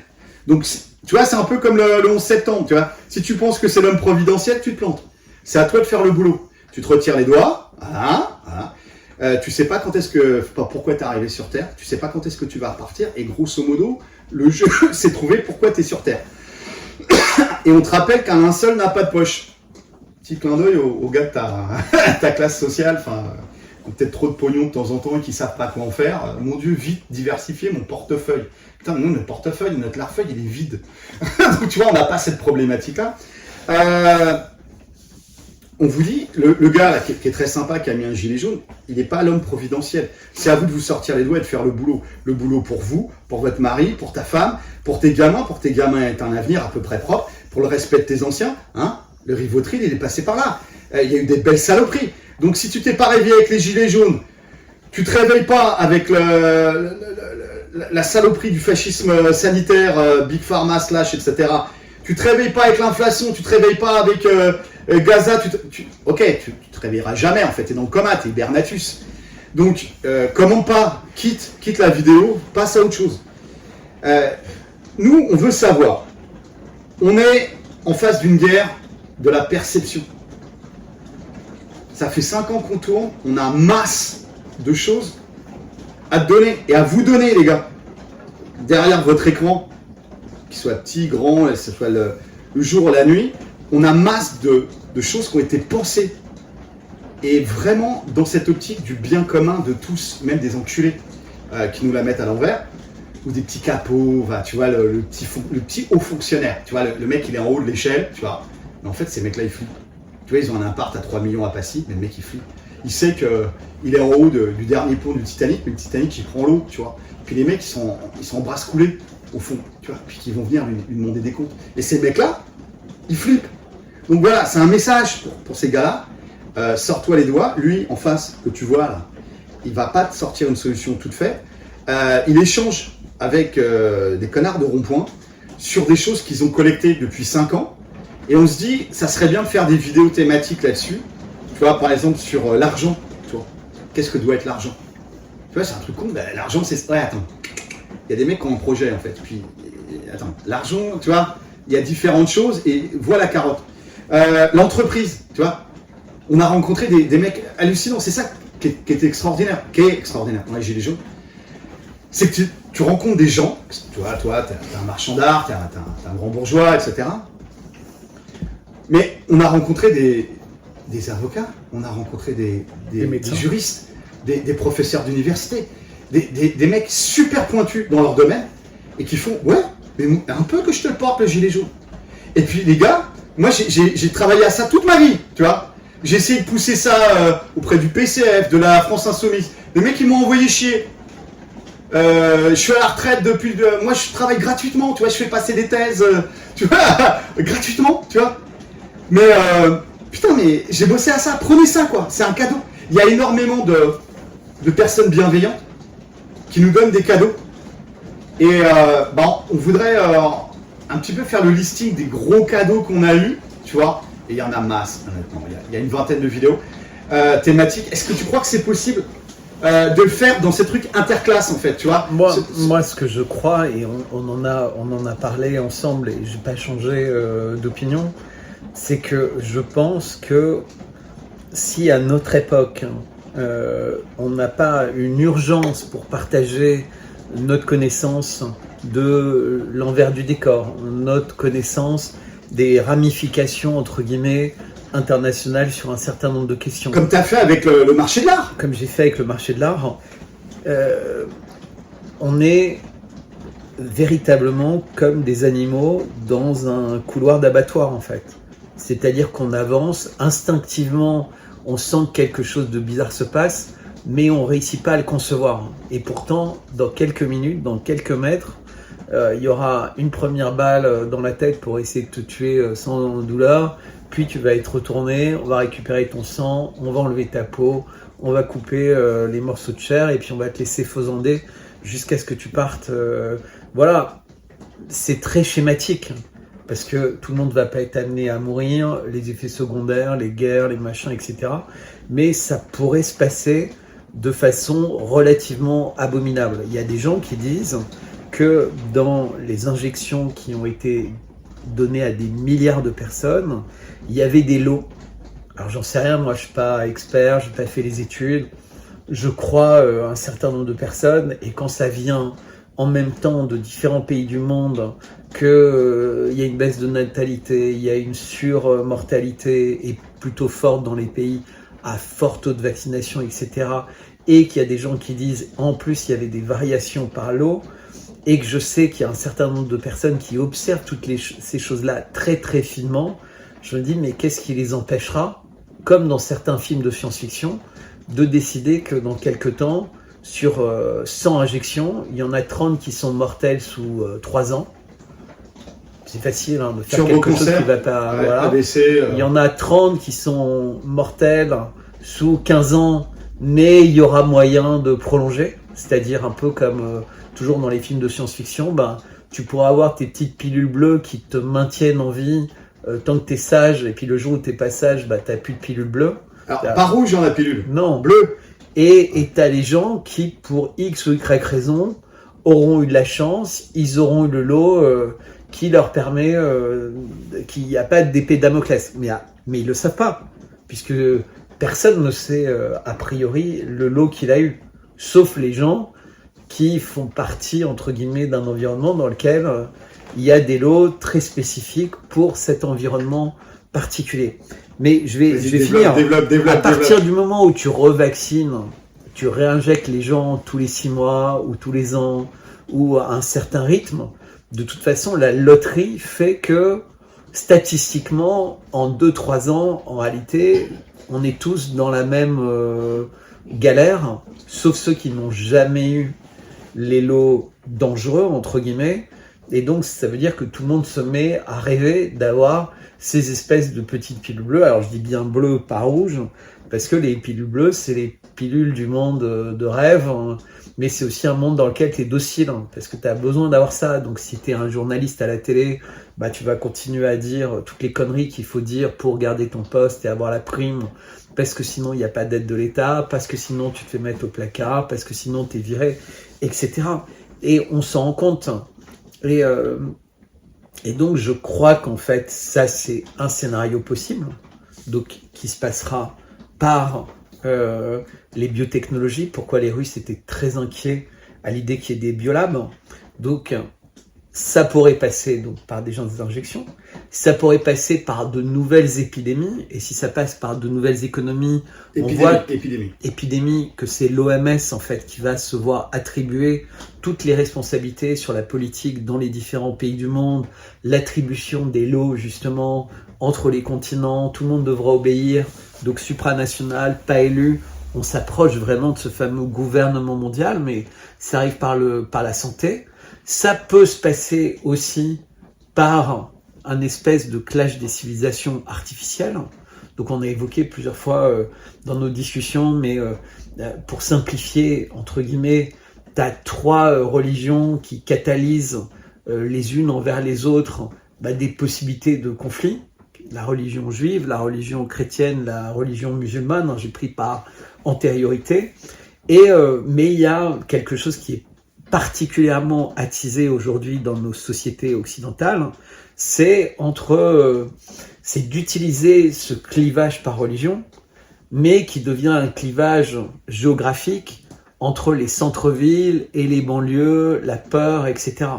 Et tu remarques le discours sur tous les plateaux télévisés français, le retour des attentats, le retour de la violence, comment on va pouvoir se débarrasser, entre guillemets, de ces gens-là, alors que dans le même temps, c'est des associations Soros qui s'assurent que tous les jours, tu as 5 ou 10 000 personnes qui arrivent en Europe par Lampedusa, plus, en venant des pays d'Afrique qu'on a, pour ainsi dire, ruinés. Donc, non, tu pas pour ainsi dire, on a ruiné le franc CFA. On continue à ruiner. C'est du colonialisme économique. Alors, pas que, parce que les entreprises jouent un rôle, les politiques qu'on met en place jouent un rôle, et on voit que dès qu'il y a des politiques qui s'intéressent à leur pays, on essaye de les renverser, de faire renaître, entre guillemets, un terrorisme. Mais là, c'est jamais du 5.0, c'est toujours du 1.0. Le terrorisme, c'est, écoute, c'est des méchants, voilà un fusil, tue-les, t'auras 50 vierges, etc. Mais c'est pas des vraies croyances, c'est-à-dire qu'on essaie tout le temps de faire croire que les terroristes sont des musulmans. Mais autant j'ai beaucoup de mal pour connaître pas mal de gens de toutes ces religions à croire que un musulman, un juif, un chrétien, c'est pas avant tout des gens qui sont humains, qui aiment vivre avec leur famille, qui aiment jouer avec leurs enfants, qui aiment imaginer que le monde de demain sera meilleur, qu'ils auront une maison un peu plus confortable, qu'ils auront des vacances, qu'ils auront une voiture dont ils seront pas inquiets à chaque feu rouge qu'elle redémarre pas, etc., etc. Moi, je crois qu'en fait, on a tous l'impression qu'on est dans une société qui progresse. Et moi, je pense que depuis une quinzaine ou une vingtaine d'années, on est dans une société qui régresse.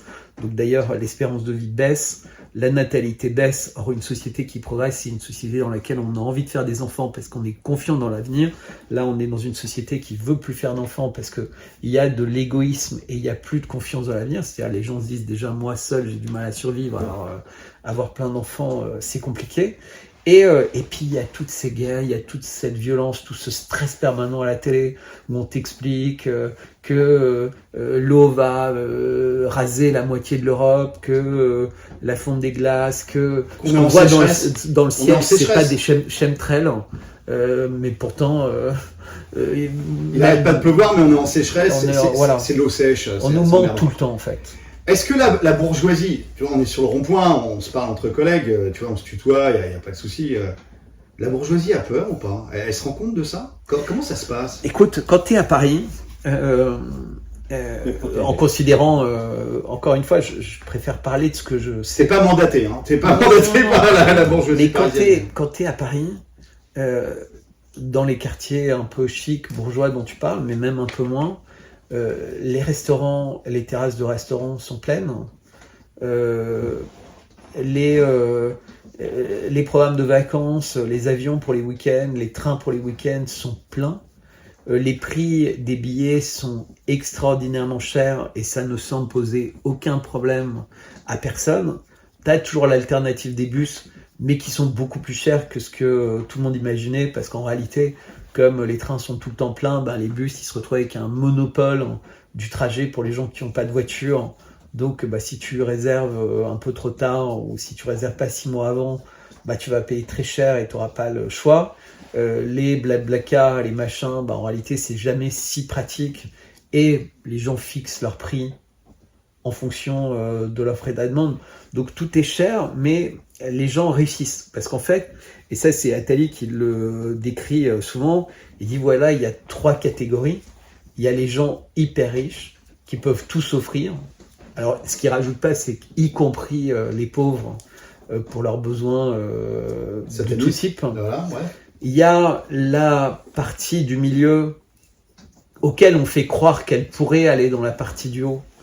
Tu sais, c'est comme les enfants qui font du foot et on leur fait croire qu'ils peuvent devenir Zidane ou machin. Mais là, tu parles de la bourgeoisie française. La bourgeoisie française. Elle rêve de rejoindre l'élite mondialiste. Oui, parce qu'en fait, c'est le lieu où tu es un peu en sécurité, en fait. Quand tu es vraiment au sommet, c'est quasiment impossible de descendre. Parce que tu as tellement que tu peux faire toutes les bêtises du monde, tu vas toujours avoir beaucoup.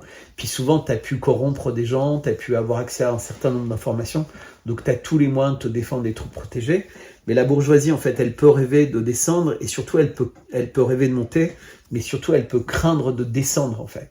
Et de descendre dans la 3e catégorie, qui sont les gens qui n'ont rien, à tel point que même dans un pays comme le nôtre, ils n'ont pas forcément accès aux soins, donc en soins dentaires, lunettes, etc., etc. Parce qu'en réalité, c'est compliqué, parce qu'il n'y a pas de rendez-vous possible. On sait, le désert médical, on vit dedans, mais c'est fait exprès pour nous concentrer dans les villes de 15 minutes. Mais l'affaire, nous, ce qui nous intéresse, c'est cet échange de prolo à bourgeois, enfin à haute classe supérieure. Comment... Donc ils ont conscience, ils ont peur de devenir des gilets jaunes, finalement Non. Parce qu'en fait, quand tu regardes la télé, depuis toutes ces années, en réalité, ils ne reconnaissent jamais leurs erreurs et il y a toujours une nouvelle situation de peur qui fait que les gens sont collés à la télé et ils n'entendent qu'un type de message. Donc le premier message, c'est protégez-vous, protégez-nous, les enfants sont les pires parce que c'est des foyers, ils peuvent tuer les grands-parents. Donc les grands-parents qui écoutaient croyaient ça. Les parents disaient à leurs enfants, bah attends, on va te vacciner, comme ça tu pourras continuer à voir mamie, parce que quand je pars en week-end avec papa, c'est bien que mamie te garde, mais mamie veut pas te garder si t'as pas le vaccin, etc. Donc en fait, tout le monde s'est mis à vacciner tout le monde parce que c'était un espèce de piège, quand en plus t'étais pas obligé par ton job ou obligé par le type de transport que tu prenais, parce que si tu avais besoin de prendre régulièrement un avion ou prendre même des trains à longue distance, etc., tu pouvais pas t'en passer, tu n'avais pas le droit de monter dans un train, tu pouvais être arrêté et payer des amendes extrêmement importantes, parce que là, bizarrement, ça posait aucun problème aux contrôleurs de le faire, parce qu'en fait, on leur avait tellement dit qu'en contrôlant les contrevenants, ils étaient peut-être en train de sauver l'humanité, parce qu'en fait, il y avait des cours qui expliquaient qu'en fait, les contrevenants sont peut-être porteurs d'un variant qui pourrait tuer l'humanité. Non mais il faut imaginer comment tout ça était mis dans la tête des gens. Et ta classe, elle a gobé ça ou pas? En grande partie, ouais. Oh putain. Ouais. Oh les quiches. Ouais, en grande partie. Les mecs qui servent à rien, quoi. Les mecs, honnêtement, c'est des et, mais en réalité, il faut bien voir que même une grande partie des médecins, et c'est quand même ça qui est important, ils y ont cru. Et ils y croient toujours. Ils croient au serment d'Hippocrate, excuse-moi. Il y a quand même des collègues suspendus qui ont poussé un autre serment, c'est le serment d'Asclépios. Oui, mais suspendus. Les gars suspendus, ils n'étaient même pas au RSA, au chômage. Hein. Mais encore aujourd'hui, tu as des médecins qui ont eu absolument raison sur tout ce qu'ils ont dit. C'est prouvé par les faits. Mais qui sont interdits d'exercice de la médecine. Pourquoi ? Parce qu'à l'époque où ils ont fait ce qu'ils ont fait, l'état de la science faisait qu'ils n'avaient pas le droit d'aller contre. Donc cette fois-ci, ils ont eu raison, mais on leur reproche pas d'avoir eu raison, on leur a reproché d'avoir désobéi à ce qui étaient les ordres. Et peu importe que les ordres étaient mauvais ou bons, ils ne peuvent pas se permettre d'aller contre les ordres. Et donc c'est très intéressant parce que je reviens un peu en arrière. Tout à l'heure, tu disais, la loi, elle pourrait être rétroactive sur ce qu'on a le droit de dire ou pas. Et donc tu remarques que selon le moment dans ta vie où t'as été l'ennemi, en fait la rétroactivité, donc la rétroactivité de la réalité, elle ne vaut jamais si tu as eu raison avant. Un peu c'est ce qu'on dit, les complotistes, ils ont raison 6 mois avant. Donc si tu as raison 6 mois avant, en fait on n'en aura rien à foutre. Mais si tu as dit quelque chose qui était légal à intenter, mais que 6 mois après c'est devenu illégal, eh ben tu pourras être condamné. Tu t'étonnes pas qu'il y a des gilets jaunes qui ont pris d'assaut 2 fois de suite l'ordre des médecins, le siège dans le 17e. Tu t'étonnes pas de ça en fait, parce que tu vois, en plus ils se basaient sur un rapport de la Cour des comptes qui dénonçait en fait une gestion mafieuse. Tu vois, c'est le système qui joue contre lui-même. À un moment, il y a des mecs qui font vous allez trop loin. Tu vois, il y a des gilets jaunes qui prennent ça, puis physiquement, tu vois, qui vont les demander des comptes. Panique totale, ça galopait dans tous les sens. Ce narratif-là, tu me dis, nous sur les collègues, il a très peu pris parce que on s'était fait défoncer avant en fait, par soi-disant République qui nous voulait du bien. Je dis non, la République elle est au service des intérêts des mecs qui les financent, leurs patrons, et puis entre-temps, ils nous piquent le pognon. Ça a très peu pris en fait. Tu vois, il y a eu des libérations de péage avec des banderoles, au négationnisme présidentiel des traitements précoces. Tu vois, mais tu vois, sur les libérations de péage, on en a fait, hein, tu vois, sur pas mal de péages, on enchaînait et tout. On voyait il y avait 10% des gens qui s'arrêtaient, qui paraît, honnêtement, voire moins. Et le reste, tu vois, ils nous regardaient horrifiés. Putain, on ne fait pas payer, tu vois, les caméras elles sont cachées. Voilà, madame fonce, tu vois. Et en plus, si tu mets des banderoles comme ça, enfin, tu vois, le bourgeois qui rentre à Saint-Arnoux,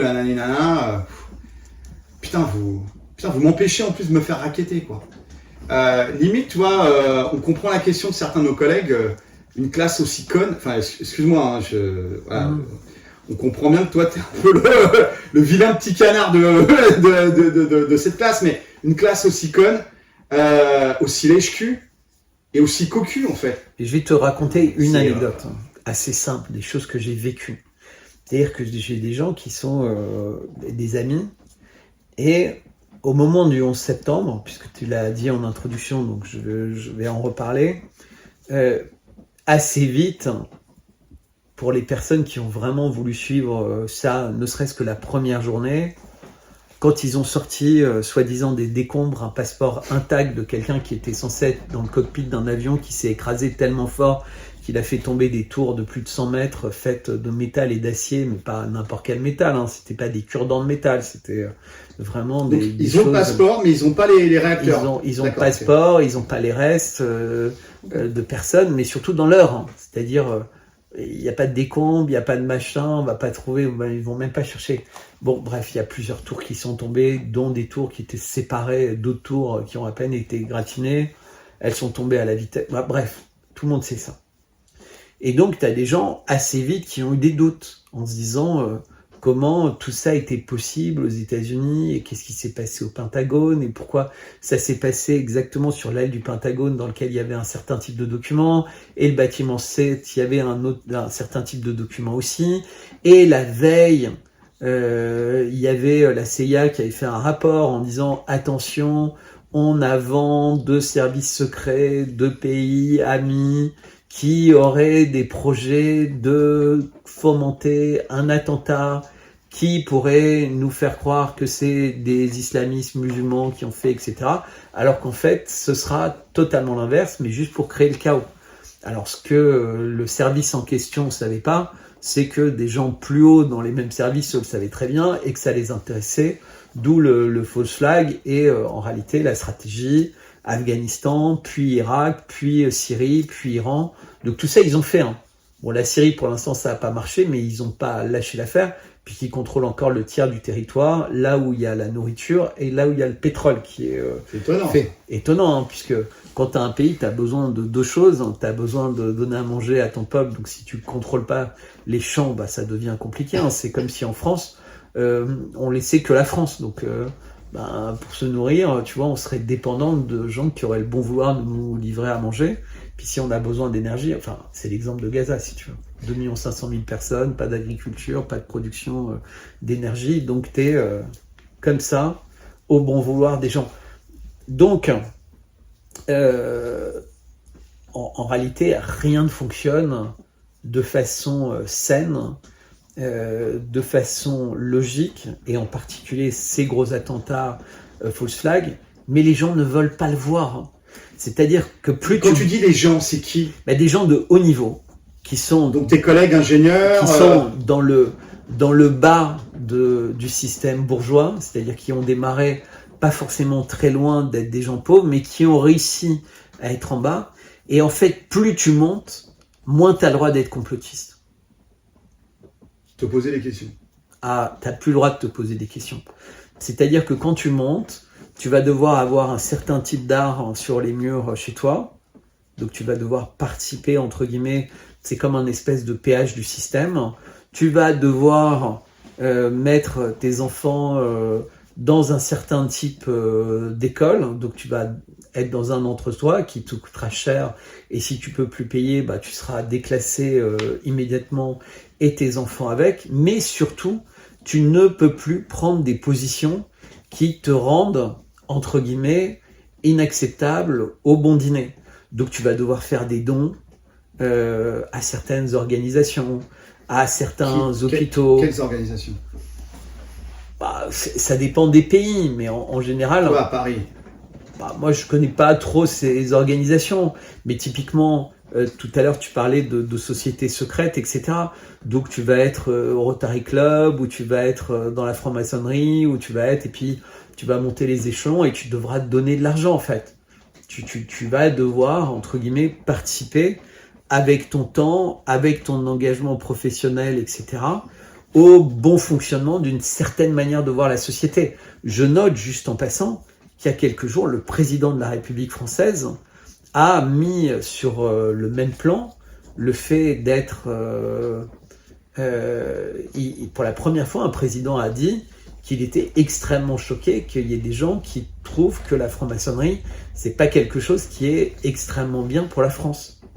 Tu rigoles là ? Non. Parce que la franc-maçonnerie, leur objectif, soi-disant, c'est le bien de l'humanité, par une structure pyramidale, opaque et autoritaire, Mais tu te rappelles hein, comment Attends, notre président de la pourquoi c'est République... pas open source, tu vois? Ouais, mais Ils il aime nous prend vraiment pour des cons. Mais il aime le secret. Et je te rappelle que quand il a été élu, le soir de son intronisation, puisqu'il a choisi un dimanche, on en a déjà parlé dans une autre capsule, il a quand même décidé d'avoir toutes les caméras qui faisaient qu'en fait, quand tu le regardais, il était juste sous l'œil, un éclairage spécifique qui avait été mis là pour l'occasion, de la pyramide du Louvre. Donc on était clairement dans une symbolique. Attends, il y a eu 50%, très fun. il y a eu 40 ou 50% d'abstention entre les blancs, les nuls, les mecs qui pouvaient pas voter, les radiés, etc. Donc bref, mais les mecs ils sont légaux. Moi j'ai été élu par 2% Exactement. de la population, tu vois, mais le mec est toujours légal. Mais l'affaire, attends juste un truc. Et même les 49.3 c'est légal. Hein. Non mais attends. C'est abominable mais c'est légal. C'est jugé parti, parce que c'est le ministère de l'Intérieur qui fait les décomptes, tu vois, de qui a gagné quoi, alors qu'il y a des bureaux de vote il y a plein de bureaux de vote qui sont encore ouverts. Et on a déjà on sait qui a gagné. Mais alors, en fait, tu comprends que c'est du cinéma ou pas? mais on sait avant, en réalité, le système, il avait une seule inquiétude. C'est qu'il y avait un candidat qui s'appelait François Fillon, qui était capable de vraiment gagner. Et il y avait même un risque de finale Fillon-Le Pen. Parce qu'en réalité, Macron, personne ne le connaissait. Et tu sais, dans un pays comme la France, tu as des traditions, tu as du conformisme. Donc un inconnu, fut-il en couverture de tous les médias, les gens qui vont dans les cafés, les bars, ils connaissent pas, ils n'ont pas entendu parler de lui, le mec il est un peu bizarre, il est marié avec quelqu'un qui pourrait être sa mère, il vient du monde de la finance. Un homme aussi. Enfin, le mec en fait il a aucune circonstance pour être élu. Et il y a quelqu'un qui est un ancien Premier ministre, qui a préparé un bon dossier, etc., qui lui a des chances d'être élu. Et subitement, on sort, mais vraiment subitement, des affaires qui datent d'il y a 10 ans.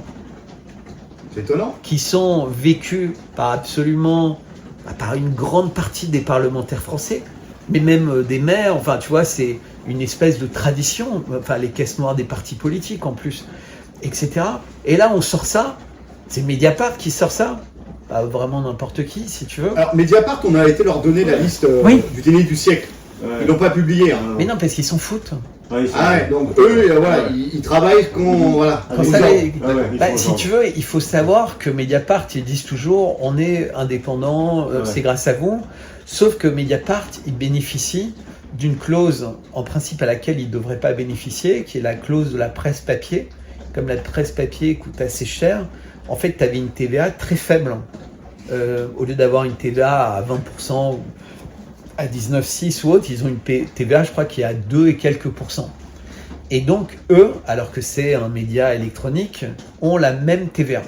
Mais c'est une spécificité pour eux et quelques journaux, je crois que... et donc, ils ont cette espèce d'épée de Damoclès où ils savent que si un jour ils déplaisent vraiment trop à un gouvernement, le gouvernement fait ça et ils mettent la clé sous la porte parce que d'un seul coup, ils perdent 19%. Mais tu vois bien qu'il n'y a aucune souveraineté populaire, il y a la charte de Munich qui s'assoit dessus. Et donc là, on est dans les constatations de la merde, c'est de la merde, c'est de la merde. Comme dit Jean-Pierre Coff, c'est de la merde. Enfin, on est d'accord les gars, c'est de la merde. Bon, ok, donc là on est dans les... Voilà, on farfouille, juste pour être sûr, pour les gens qui nous écoutent, on va faire une pause et après on fait des épisodes où on fait... Alors, écoute, toi t'es ingénieur. Ouais. T'es ingénieur. Bon, on va parler système. T'aimes bien. C'est rare qu'il y ait des ingénieurs qui viennent sur un rond-point. Est-ce que tu penses que on peut poser des bases conceptuelles avec des idées, d'accord, des choses très radicales, mais des solutions applicables, tu vois, dans l'optique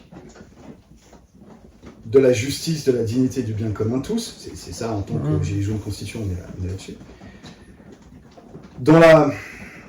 qui se cristalliserait dans un système qui soit connard résistant, corrompu résistant, lâcheté résistant. Donc toi, il n'y a pas trop de place pour tes collègues de ta classe de bourgeoise, honnêtement. Enfin, voilà, pour ceux qu'on connaît en tout cas, mais bref. Est-ce que, tu vois, garder un petit peu en équilibre les égoïsmes individuels, tu vois, un système qui arriverait à garder en équilibre, tu vois, c'est un jeu d'esprit, hein. Tu vois, mais en fait, nous, ce qui nous intéresse, être dans la constatation de la merde, on la vit, la merde. On en prend pleine grosse cuillère à soupe, tu vois. Donc ouais, tu vois, le truc que tu nous dis sur Mediapart, c'est écœurant, quoi. C'est encore plus dégueulasse, tu vois. Mais maintenant on le sait, ok. Donc c'est le truc de Voltaire, ouais. Quand même. Ouais, on le sait, mais... Non mais je pense, par ailleurs, juste pour être plus clair sur Mediapart, bon déjà moi je suis pas lecteur, je l'avais il y a 20 ans, tu vois, j'avais une offre étudiant où ils t'invitaient à créer un blog, un machin, enfin parce qu'ils identifient forcément les gens qui pourraient être amenés. Ah oui, t'avais un blog là-dessus. J'ai jamais écrit le moindre article, mais pas parce que je pense que par ailleurs, souvent, ils font un excellent travail.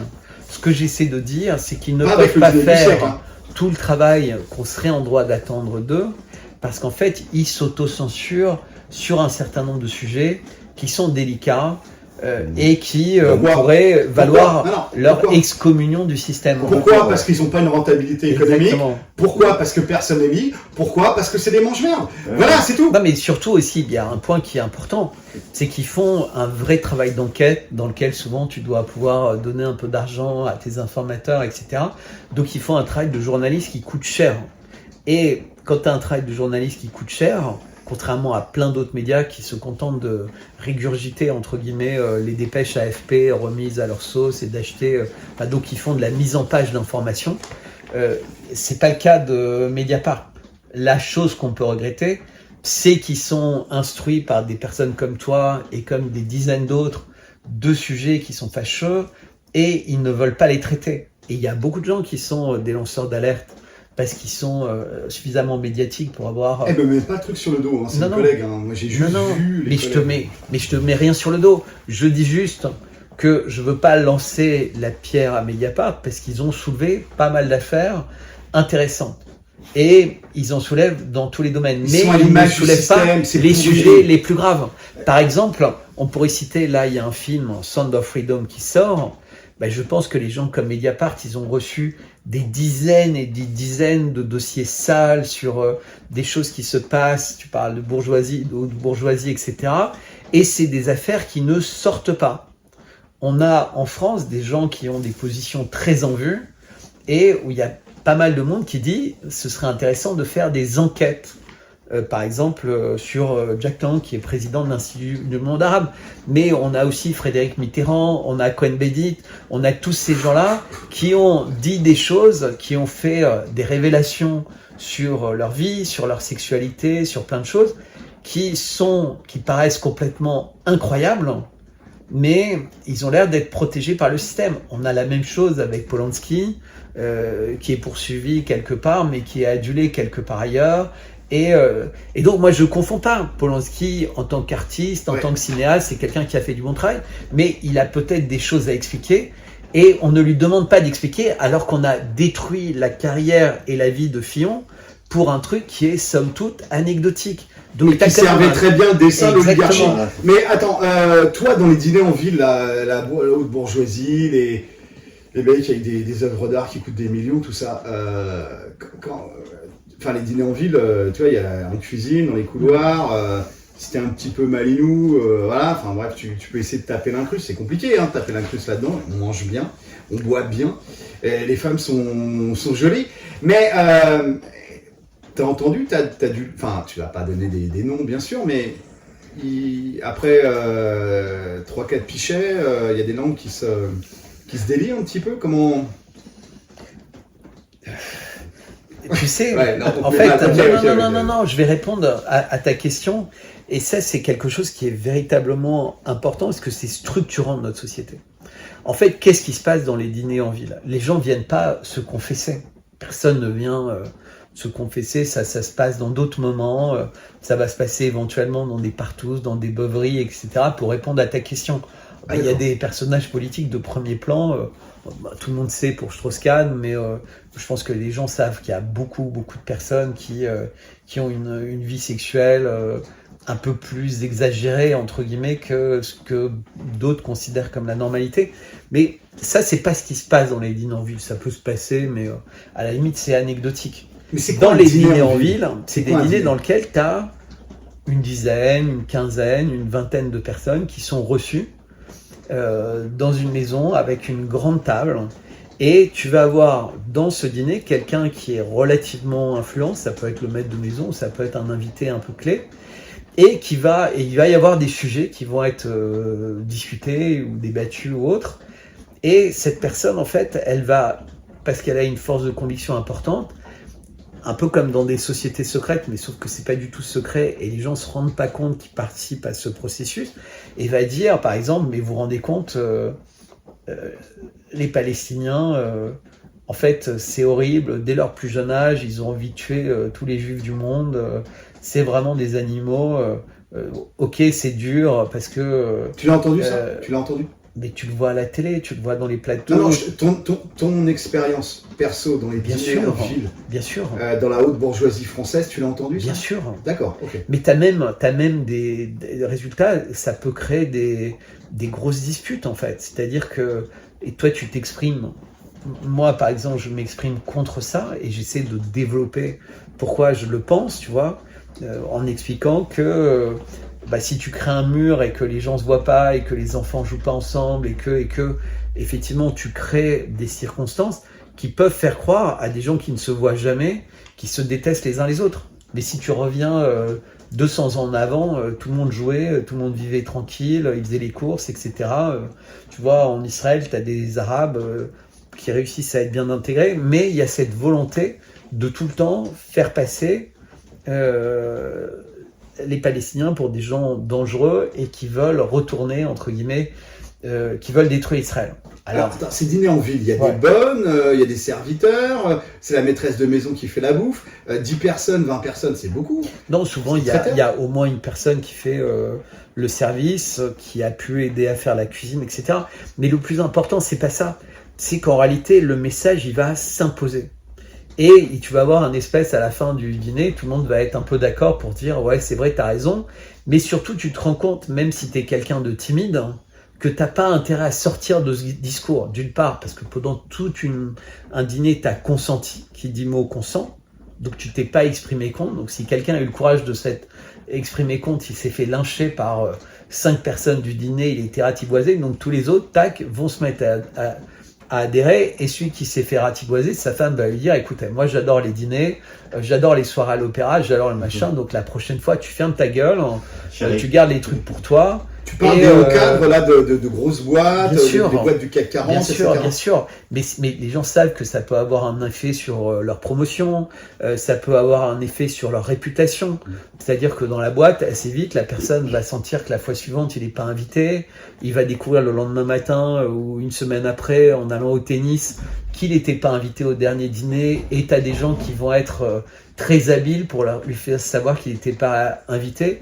Il va se dire putain ça y est je commence à être exclu, donc les vacances et la soirée sur le yacht machin c'est terminé, les invitations aux avant-premières c'est terminé, les ceci c'est terminé, et ainsi de suite. Et donc tu te rends compte qu'en fait tu te retrouves exclu de quelque chose qui faisait que t'appartenais pas à la très haute sphère, mais t'étais dans un cercle d'élite dont on t'exclut petit à petit. C'est-à-dire que tu n'es plus invité dans ces moments-là. Le tricard. Tu deviens petit à petit tricard. Mais là, tu portes un gilet jaune. Ouais. Et tu parles avec des gilets jaunes. Voilà, et des connards parce que là, tu es en train de te bousiller en fait tes soirées en ville. Là. Mais non, mais parce que moi, en fait, il n'y a rien que je trouve plus horrible que ces dîners-là. D'abord parce que 80% des gens sont d'un niveau d'intelligence, de compréhension des phénomènes complexes du monde qui est ridiculeusement bas. C'est-à-dire, moi, je prends pas de plaisir à être avec des débiles. Tu comprends? J'ai pas de plaisir à ça. Donc, la plupart de ces dîners, et je dis comme je pense, les gens sont idiots. Totalement idiots. Ok? C'est un dîner de cons, comme dit le collègue. C'est un dîner de cons, en fait. Il y a pas un con. C'est pas des dîners de cons. C'est des dîners de gens qui ont accepté d'être faibles intellectuellement sur des sujets pour lesquels on leur a appris à ne pas avoir d'autre opinion que l'opinion officielle. Donc ça s'appelle être un con. Puisque notre intelligence, c'est d'être rationnel, d'avoir un esprit critique, d'utiliser nos sens et observations pour avoir une vision personnelle des choses. Et si tu acceptes de ne plus avoir de vision personnelle, si tu acceptes de te faire dicter ce qui est une réalité qui n'est pas celle que tu penses être la réalité exacte du monde, parce que tu dis, si tu veux, tu acceptes en réalité pratiquement de ne plus t'informer pour pouvoir ne pas avoir d'idées sur tel ou tel sujet. Mais tu as des gens qui sont informés, très informés, mais qui vont dire « Non, mais j'en sais rien. »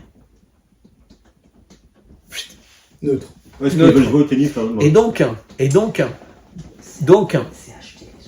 moi j'appelle... Avec le golf. Exactement. Moi, j'ai pas de plaisir à aller dans ces endroits-là. Moi, ce qui m'intéresse dans la vie, c'est tu vois, l'évolution positive, constructive, c'est avoir un espèce de discours intelligent. J'accepte tout à fait, comme tu dis, que parfois, que ce soit au sommet, entre guillemets, ce que tu as appelé grande aristocratie, grande bourgeoisie, dans tous les milieux, tu as à peu près les mêmes pourcents. C'est-à-dire que des cons, il y en a autant chez les gilets jaunes et qui ne veulent plus, tu vois, rentrer dans une conversation compliquée parce qu'ils en ont tellement marre d'avoir été manipulés par des gens plus intelligents, plus malins qu'eux. Au sens, tu sais bien, quand tu es formé à l'art oratoire, tu vas réussir à sans cesse piéger la personne qui est en face de toi. Ça fait les sophismes. Si je fais un débat avec toi, je vais choisir un sujet, a priori, tu vas pas comprendre, tu vas dire une erreur, et à chaque fois que tu commenceras à t'approcher d'un sujet qui peut être difficile pour moi, je vais te ramener à ton erreur de tout à l'heure. Et je vais taper jusqu'à ce que tu t'énerves parce que, évidemment, tu as été faible sur ce point. Et c'est ce qui se passe quand tu regardes les émissions politiques, les émissions, les débats, les machins, quand tu as quelqu'un qui essaie d'avoir une attitude et une discussion intelligente sur le sujet, en fait, la personne en face, elle va lui reposer 50 000 fois la question sur le sujet. Ah, attends, là c'est la télé. Là, mais c'est vrai dans les dîners. D'accord, dans les dîners en ville, c'est la même chose. Bien sûr. Tu as le même harcèlement de ce connard d'animateur qui est là. Mais évidemment, si tu es dans un dîner qui est schématique pour, entre guillemets, vérifier que tout le monde pense la même chose. Et avec le Kindimo confiance, accepte, consent. Si quelqu'un dans le dîner se met à émettre une hypothèse différente, au hasard, le mandat impératif est révocatoire. Tu vois ? Il va se retrouver cuisiné jusqu'à ce qu'il ait envie de quitter la table et de partir. Vas-y, amène-nous avec les collègues. On va choper des belles cravates, des beaux trucs, tu vois. Et on va foutre la merde. Oui, mais si tu fous la merde, en réalité, dans le système, t'as perdu. Tu sais bien que quand, malheureusement, t'es dans ce genre de débat, le truc, il se règle pas au point, il se règle pas à la violence orale ou autre, il se règle, tu vois, c'est comme un espèce de duel d'intelligence, en fait. Et donc, t'es comme un boxeur, mais avec les mots. Et donc, t'as des gens qui sont très forts et qui sont dans le camp de l'intelligence. Donc, parfois, on cite Mehdi, Belhaj, etc. C'est des gens qui, de moins en moins, ou plus du tout, vont être invités dans les débats. Alors que c'est pas un expert en géopolitique, tu vois, mais c'est un philosophe qui a une conscience politique importante. Mais parce qu'en fait, il va pas tomber dans les pièges. Donc on va plus l'inviter parce qu'il maîtrise bien les armes. T'évoquais Valérie Bugeaud, tu vois, sur beaucoup de sujets, elle va pas tomber dans les pièges. Donc elle va plus être invitée parce qu'en fait, dans ce genre de dîner, à elle toute seule, un peu comme une Spartiate, elle va peut-être réussir à créer une fissure dans le système et à faire que des gens se mettent à avoir le courage à l'intérieur de ce cercle des dîners en ville de l'ouvrir. Et donc, en fait, tu es exclu des dîners en ville quand tu l'ouvres, parce qu'il est hors de question que un jour, tu aies la capacité de te défendre suffisamment bien pour que les gens à ce dîner comprennent qu'en réalité, ta position est la bonne. Bertrand, honnêtement, Ouais. c'est une usine à conformisme. Ouais, c'est une usine à conformisme. C'est vraiment de la merde. Nous, on est mieux sur notre rond-point, que ça soit 1.0, 2.0, 3.0, 2.6. ce que tu veux. Est-ce que tu penses qu'on pourrait échanger dans un certain nombre de vidéos thématiques dans l'optique d'un système connard résistant, les mecs des dîners en ville, corrompu résistant, donc, le maître de cérémonie, tu vois, puis son gang, lâcheté résistant, tu vois, pour garder en équilibre les égoïsmes individuels et les égoïsmes de groupe, parce que tu vois, le mec il fait partie du lobby, du glyphosate, tu comprends, voilà, et que ses vacances à la Baule ou à Cavalère dépendent de ça, donc voilà. Est-ce que tu penses que avec des connards... Alors, ça marche dans les deux sens, parce que là, on parlait du côté positif, donc la personne continuera à être invitée, mais c'est pas forcément des choses... c'est une petite corruption. Mais tu as les corruptions dont on n'entend pas du tout parler, mais qu'on évoque, que beaucoup de gens évoquent. Qu'est-ce qui s'est passé, par exemple, avec quelqu'un comme Epstein? Tu as les fiches et les cadeaux. Donc c'est Epstein, la carotte et le bâton. Attends, Il faut il bien avoir en avait un tête les appart deux. avenue Foch, donc il devait faire des dîners en ville. Bien sûr, il faisait. Bah oui. Avec les commissaires de police, les trucs, enfin voilà, Évidemment. on peut imaginer tous les trucs. Hein. Et il y en a qui allaient sur son île. On n'a toujours pas officiellement la... Donc tes La dîners en liste. ville, il y a des mecs qui connaissaient Epstein. Je sais pas. Tu penses que... Tu vois, là il faudrait un journaliste pour aller Ouais. gratter, quoi. Ouais. Mais les mecs, bah non, tu vois. Bah non. Mais Epstein, si tu veux, quand on regarde un peu les personnes assez publiques qui étaient avec lui, il avait quand même un ciblage de très très haut niveau. Il y a des gens, encore une fois, qui s'interrogent sur qui finançait Epstein, d'où venait sa fortune, d'où venait sa stratégie, et pourquoi il se sentait complètement invulnérable et que les gens n'osaient pas véritablement l'attaquer, parce que peut-être il avait derrière lui Le Mossad, des gens qui étaient qui représentaient une grande puissance ou une capacité de nuisance presque pire que les dossiers qu'il pouvait avoir sur les gens qui venaient sur son île. Tout ça, si tu veux, c'est des questions, mais que, à la limite, la justice ne veut pas se poser rapidement. Je voudrais juste quand même dire, en parlant de la justice, tu as quelqu'un qui, pendant l'élection de 2016, quelqu'un sur Twitter ou Facebook qui s'amusait à faire des caricatures d'Hillary Clinton.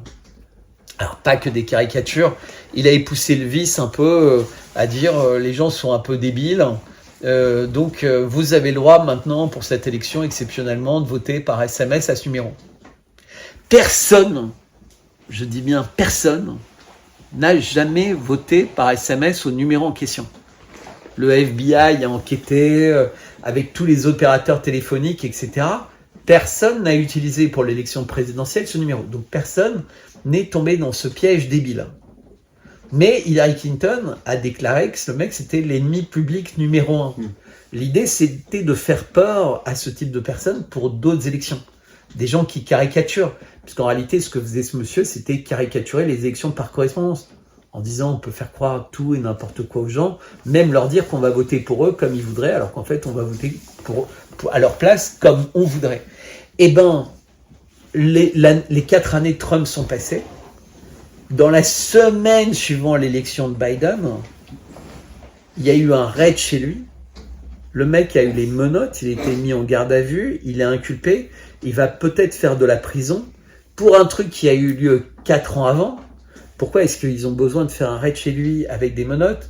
Donc il a été interviewé par un grand journaliste américain qui avant était chez Fox News, qui est Tucker Carlson, pour essayer de comprendre. Donc moi j'ai vu l'interview et c'est surréaliste.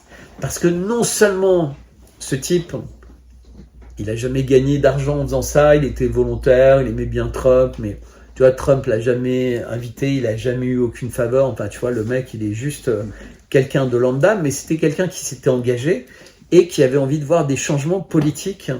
Eh ben, ça crée un exemple, en fait. Et ce type, il a été abandonné par tout le monde.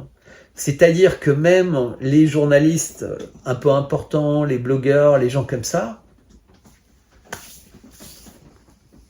tout le monde s'est dit, voilà, sujet chaud, ça intéresse l'État profond, le FBI, le machin. Tu vois, il y a que ce journaliste Tucker Carlson qui ose en parler. Un autre, je crois, qui s'appelle Glenn Greenwald, qui en parle, qui est également un grand journaliste américain. Mais ça veut dire qu'en réalité, le système, il est super égoïste. C'est-à-dire que les gens qui se disent résistants, ils n'ont pas non plus forcément une grande loyauté vis-à-vis d'autres résistants. C'est-à-dire que ce type a résisté, mais en réalité, c'était en 2016, puis il a été oublié, et en réalité, tout le monde se fout de la merde dans laquelle il est. Mais c'est vrai en France, c'est vrai pareil, partout. C'est-à-dire qu'aujourd'hui, vous, les Gilets jaunes, nous, les Gilets jaunes constituants, tu vois, il y a une vraie camaraderie qui s'installe, on parle, tu vois, on s'appelle au téléphone, on se rencontre. De tranchées. Exactement, il y a des choses, mais qui est, entre guillemets, un lien dans un tout petit cercle par rapport à ce que c'était. Et comment, en fait, on réussit à développer ce cercle, comment on réussit à créer, entre guillemets, mais au sens positif, pas une notion de gilet jaune, de rond-point, mais des gilets jaunes 3.0, tu vois, qui vont réussir à avoir, tu dis, ça marche super bien sur YouTube, mais est-ce qu'il y a aujourd'hui des bases de données avec 50 ou 60 000 noms et qui reçoivent des newsletters avec des vidéos qui seraient faites, avec en permanence, tu vois, des groupes de gilets jaunes. Je commence à donner les solutions, puisque tu me dis de réfléchir à des solutions. Mais pourquoi il n'y a pas des cellules de gilets jaunes qui, à chaque fois qu'il y a une nouvelle qui sort, ou un grand événement qui sort dans le monde, se réunissent 4-5 personnes qui ont vraiment une analyse géopolitique, une analyse économique assez fine du monde, et qui vont, comme vous l'avez fait, je pense, à l'époque, mais vous l'avez fait différemment, et qui vont envoyer des éléments d'analyse en temps réel de ce qui se passe pour donner à l'ensemble des gilets jaunes les moyens de ne pas tomber dans tous les pièges, Alors, écoute, de réagir, etc. On l'a fait avec Extinction Rebellion, puisque Extinction Rebellion, c'était un ovni pour nous. Ils arrivaient à faire des choses qui étaient inconcevables pour les gilets jaunes. On pense à Place d'Italie, puis après Place du Châtelet. C'était pas gardé, on était très près de l'hôtel de ville, il y avait le théâtre du Châtelet qui était en réparation, etc. Donc c'était accessible, les gars pouvaient rentrer dedans, on aurait pu faire une commune insurrectionnelle. Enfin bref, et il y avait honnêtement un tiers des gars, voire la moitié qui étaient gilets jaunes, qui dormaient sur les bottes de paille, etc. On a fait ça. Nous, on a dit aux collègues, les gars, il faut s'autonomiser, monter des équipes, bande d'enculés, parce qu'on va pas les monter à votre place. Nous, on monte les équipes, on peut montrer des tuyaux, on peut montrer des exemples, etc. Nous, on a travaillé sur Extinction Rebellion pour comprendre ce que c'était. Et à la fin, ça s'est traduit par un live où il y a un gars qui se revendique comme cadre d'Extinction Rebellion, qui nous dit face caméra, oui, effectivement, Extinction Rebellion est financée par la Rockefeller Foundation. Voilà, donc tout est dit, merci, voilà, bonne nuit. Mais là, c'est pas exactement ça ce que je voulais dire. C'est qu'en réalité, tu vois que les syndicats et les partis politiques, tous, quelle que soit leur place dans l'échiquier, ils sont relativement défaillants par ça. Non, le syndicat Gilets jaunes, c'est... Non, mais lui, mais parce qu'il a été créé, mais tu pourrais te dire, bah tiens, avec cet outil syndicat Gilets jaunes, ou avec cet outil... syndicatgiletsjaunes.fr, voilà.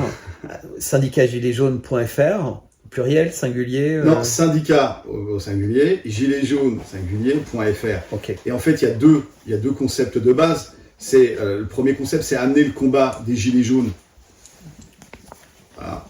C'est amener le combat des gilets jaunes dans l'entreprise. Le combat pour la justice, la dignité, le bien commun de tous. Il y a deux concepts de base. D'une part, les représentants sont en mandat impératif et révocatoire. Donc la corruption, voilà, les petits chefs, moi tu vois, je fais les dîners en ville avec le patron, c'est mort, puisqu'il est en mandat impératif et révocatoire. Attends, excuse-moi, juste pour finir le truc, il y a ça et l'absence de subvention. Avec ces deux choses-là, c'est pourtant très simple. Le syndicat Gilets jaunes arrive à faire des choses extraordinaires. C'est-à-dire là où la CFDT, Sud, tout ce que tu veux, la CGT se couche, le syndicat Gilets jaunes porte ses couilles.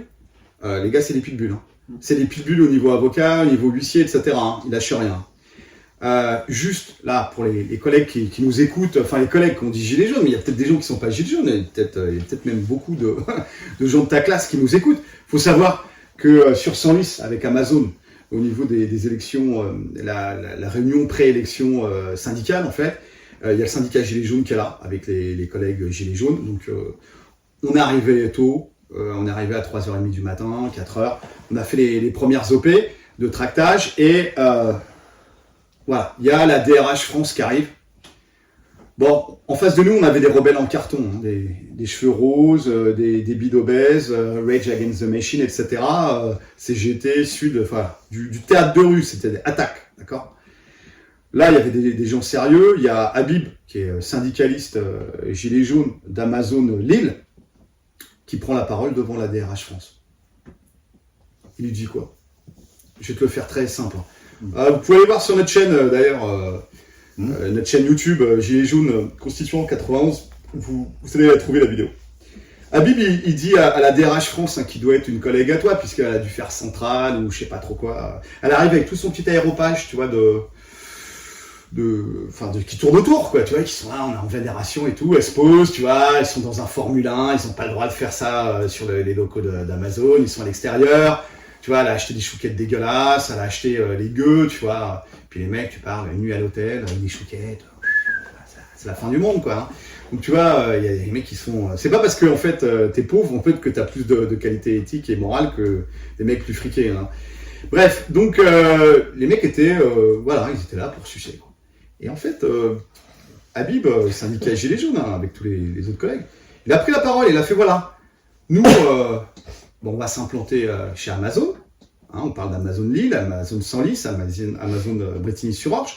Alors, avec ce qui reste du droit du travail, avec ce qui reste du droit du travail, tu vois, une grande respiration, on va essayer de faire pour le mieux pour défendre les droits de nos collègues, mais surtout, on va travailler à changer Amazon, Lille, Senlis et Brétigny-sur-Orge dans un premier temps, en coopérative de salariés associés. Non mais là tu rigoles parce que voilà quoi, t'es possédé, mais tu vois, pour la nana, je sais pas si elle avait fait Polytechnique ou HEC, enfin bref, tu t'imagines, tu vois le profil, tu la profiles. Elle, tu vois, moi je filmais. J'ai filmé Habib, je pouvais pas filmer la nana parce que c'est pas un personnage public sur la voie publique. Tu vois, on est gilets jaunes, on est des connards de rond-point, mais il y a 2-3 neurones qui se touchent. Mais je regardais, elle nous a fait une hémiplégie faciale. Oui. Donc je sais pas si elle va en parler dans ses dîners en ville, hein. Mais il y avait toute la partie gauche, elle était toute molle, tu vois, la lèvre, comme ça. Et puis le reste, elle regardait fistement le mur. Et quand on dit fistement, c'est comme si que, tu vois, il y avait une soirée avec... de l'ambassadeur. Ouais, soirée de l'ambassadeur avec Strauss-Kahn, quoi, tu vois. Elle s'est levée, elle titubait un peu, elle s'est cassée, tu vois. Elle est partie, je dois faire mon rapport, tu vois, au patron d'Amazon, je sais plus comment il s'appelle, là, le mec qui envoie des fusées, etc. Elle se disait, putain, elle avait plus rien à foutre, hein. Tout son staff, ils se sont regardés entre eux, tu vois. Stagiaires, HEC, tout ça. Qu'est-ce qui se passe? Ah merde, on est tout seul avec des gueux. Tu vois, des gros gars, des nanas.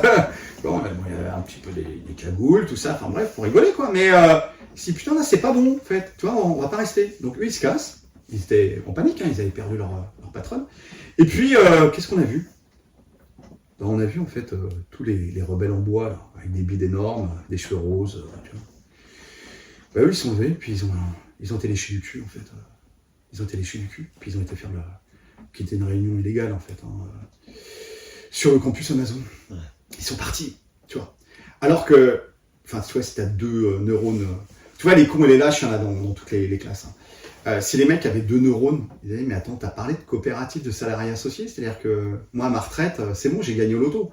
Tu vois, t'es associé chez Amazon. Chiffre d'affaires supérieur au PIB français, quoi. Y a pas un de ces gars-là et de ces filles-là qui est venu voir le syndicat Gilets jaunes. Hein, il y avait Alex, il y avait Stéphanie, voilà, ils étaient là avec des tracts, avec plein de trucs. Hein. Il n'y en a pas un qui s'est arrêté, qui a fait « Mais attendez, c'est une folie ce que vous dites là. C'est intéressant. Nous, CGT, on est peut-être révolutionnaires quelque part. Enfin, tu vois, retrouver ses couilles, quoi. Ils ont été léchés du cul. On les a attendus, on les a confrontés, etc. Enfin, ouais, voilà, c'est la rigolade, mais... Oui, il y a les lives. Hein. Ouais, bah, si vous voulez aller voir la rigolade, allez voir... voilà, ne faites pas chier, allez voir les vidéos sur notre chaîne, mais... Pour te dire qu'au niveau de la lâcheté, tu vois, il y en a dans toutes les classes. Ta nana, elle a dû en parler dans ses dîners en ville, ou elle n'en a pas parlé dans ses dîners en ville. Et c'est bien, tu vois, qu'on échange avec toi là-dessus. Parce que, bon, tu vas la retrouver, hein, DRH Amazon France. Voilà. Et tu pourras lui... Comme à Laurent Alexandre, tu lui parleras de cravate à Laurent Alexandre, tu vois. Elle est taquinée là-dessus, il nous fait des petites crises, des caca nerveux là-dessus, mais à elle, tu peux lui dire, au fait, ça se passe comment avec le syndicat Gilets jaunes, tu vois. Et là, je sais pas comment elle va avoir le goût de son dîner, en fait. Mais, bon, tout ça, c'est du cinéma, c'est de la merde. Tu le vois très bien, c'est de la merde. C'est le fin du fond, tu vois, des conséquences. Alors, on peut en rire, on peut les troller, on peut faire plein de trucs, mais l'affaire, elle est pas là. L'affaire, c'est dans le combat des idées. Je te le fais pas à l'envers, hein, voilà. Mais c'est pour ça, c'est vraiment ce point sur lequel je voulais insister, c'est que tout ce qui est syndicat, etc., je trouve ça super, et c'est un certain type d'engagement. Mais moi, la raison pour laquelle je me suis lancé dans cette activité médiatique, c'est que quand je parlais sur les réseaux sociaux et autres, j'avais plein de personnes qui me disaient, mais moi j'adorerais pouvoir échanger avec vous. Tu sais, au début je faisais que des tweets, alors je me suis mis à faire des vidéos. Et puis après, tu te rends compte qu'en réalité, les gens, ils ont besoin, tu vois, en milieu de semaine, d'avoir des vidéos pour leur dîner en ville du jeudi ou vendredi, mais où on leur donne des arguments. Mais les dîners en ville, ça peut être le dîner avec tes parents, ça peut être le dîner avec tes cousins, ça peut être ton marché le samedi matin où des gens vont te poser des questions, mais où tu sais pas quoi dire, et tu vas rien dire. Alors que Bertrand, si t'avais... c'est pas systémique. Mais non, c'est pas systémique, tu vois ce que je veux dire. Mais c'est à nous de le rendre systémique. Mais attends, là tu me parles de brosser le poil Pas de du mecs tout. qui sont lâches, qui sont en dîner en ville, Bah oui. qui sont soumis, etc. Mais ils sont lâches parce qu'ils ont pas les éléments. Attends, nous on a des Tu collègues n'es qui... pas lâche. Attends, on a des collègues qui nous demandent, Ouais. mais au fait, toute cette haute bourgeoisie, etc., mais ils servent à quoi en fait ces mecs-là? Dans le combat pour la justice, la dignité, le bien commun de tous, honnêtement, ils servent à quoi?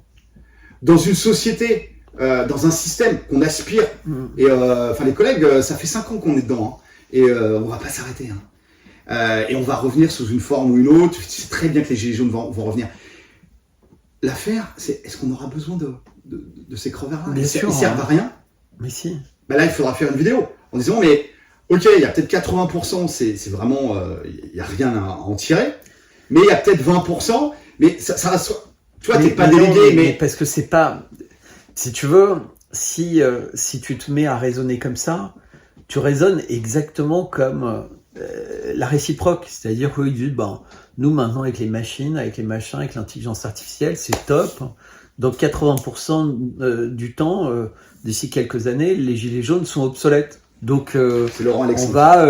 exactement. Et donc moi je crois l'inverse. Je crois que tout le monde est utile, parce que tout le monde est différent, mais qu'aujourd'hui on a un système qui nous donne l'impression qu'on est tous pareils. Attends, on a Système des collègues... éducatif où 80% d'une génération doit avoir le bac, c'est quand même une aberration. Bertrand, Pourquoi t'as besoin de... on a des collègues... tu vois...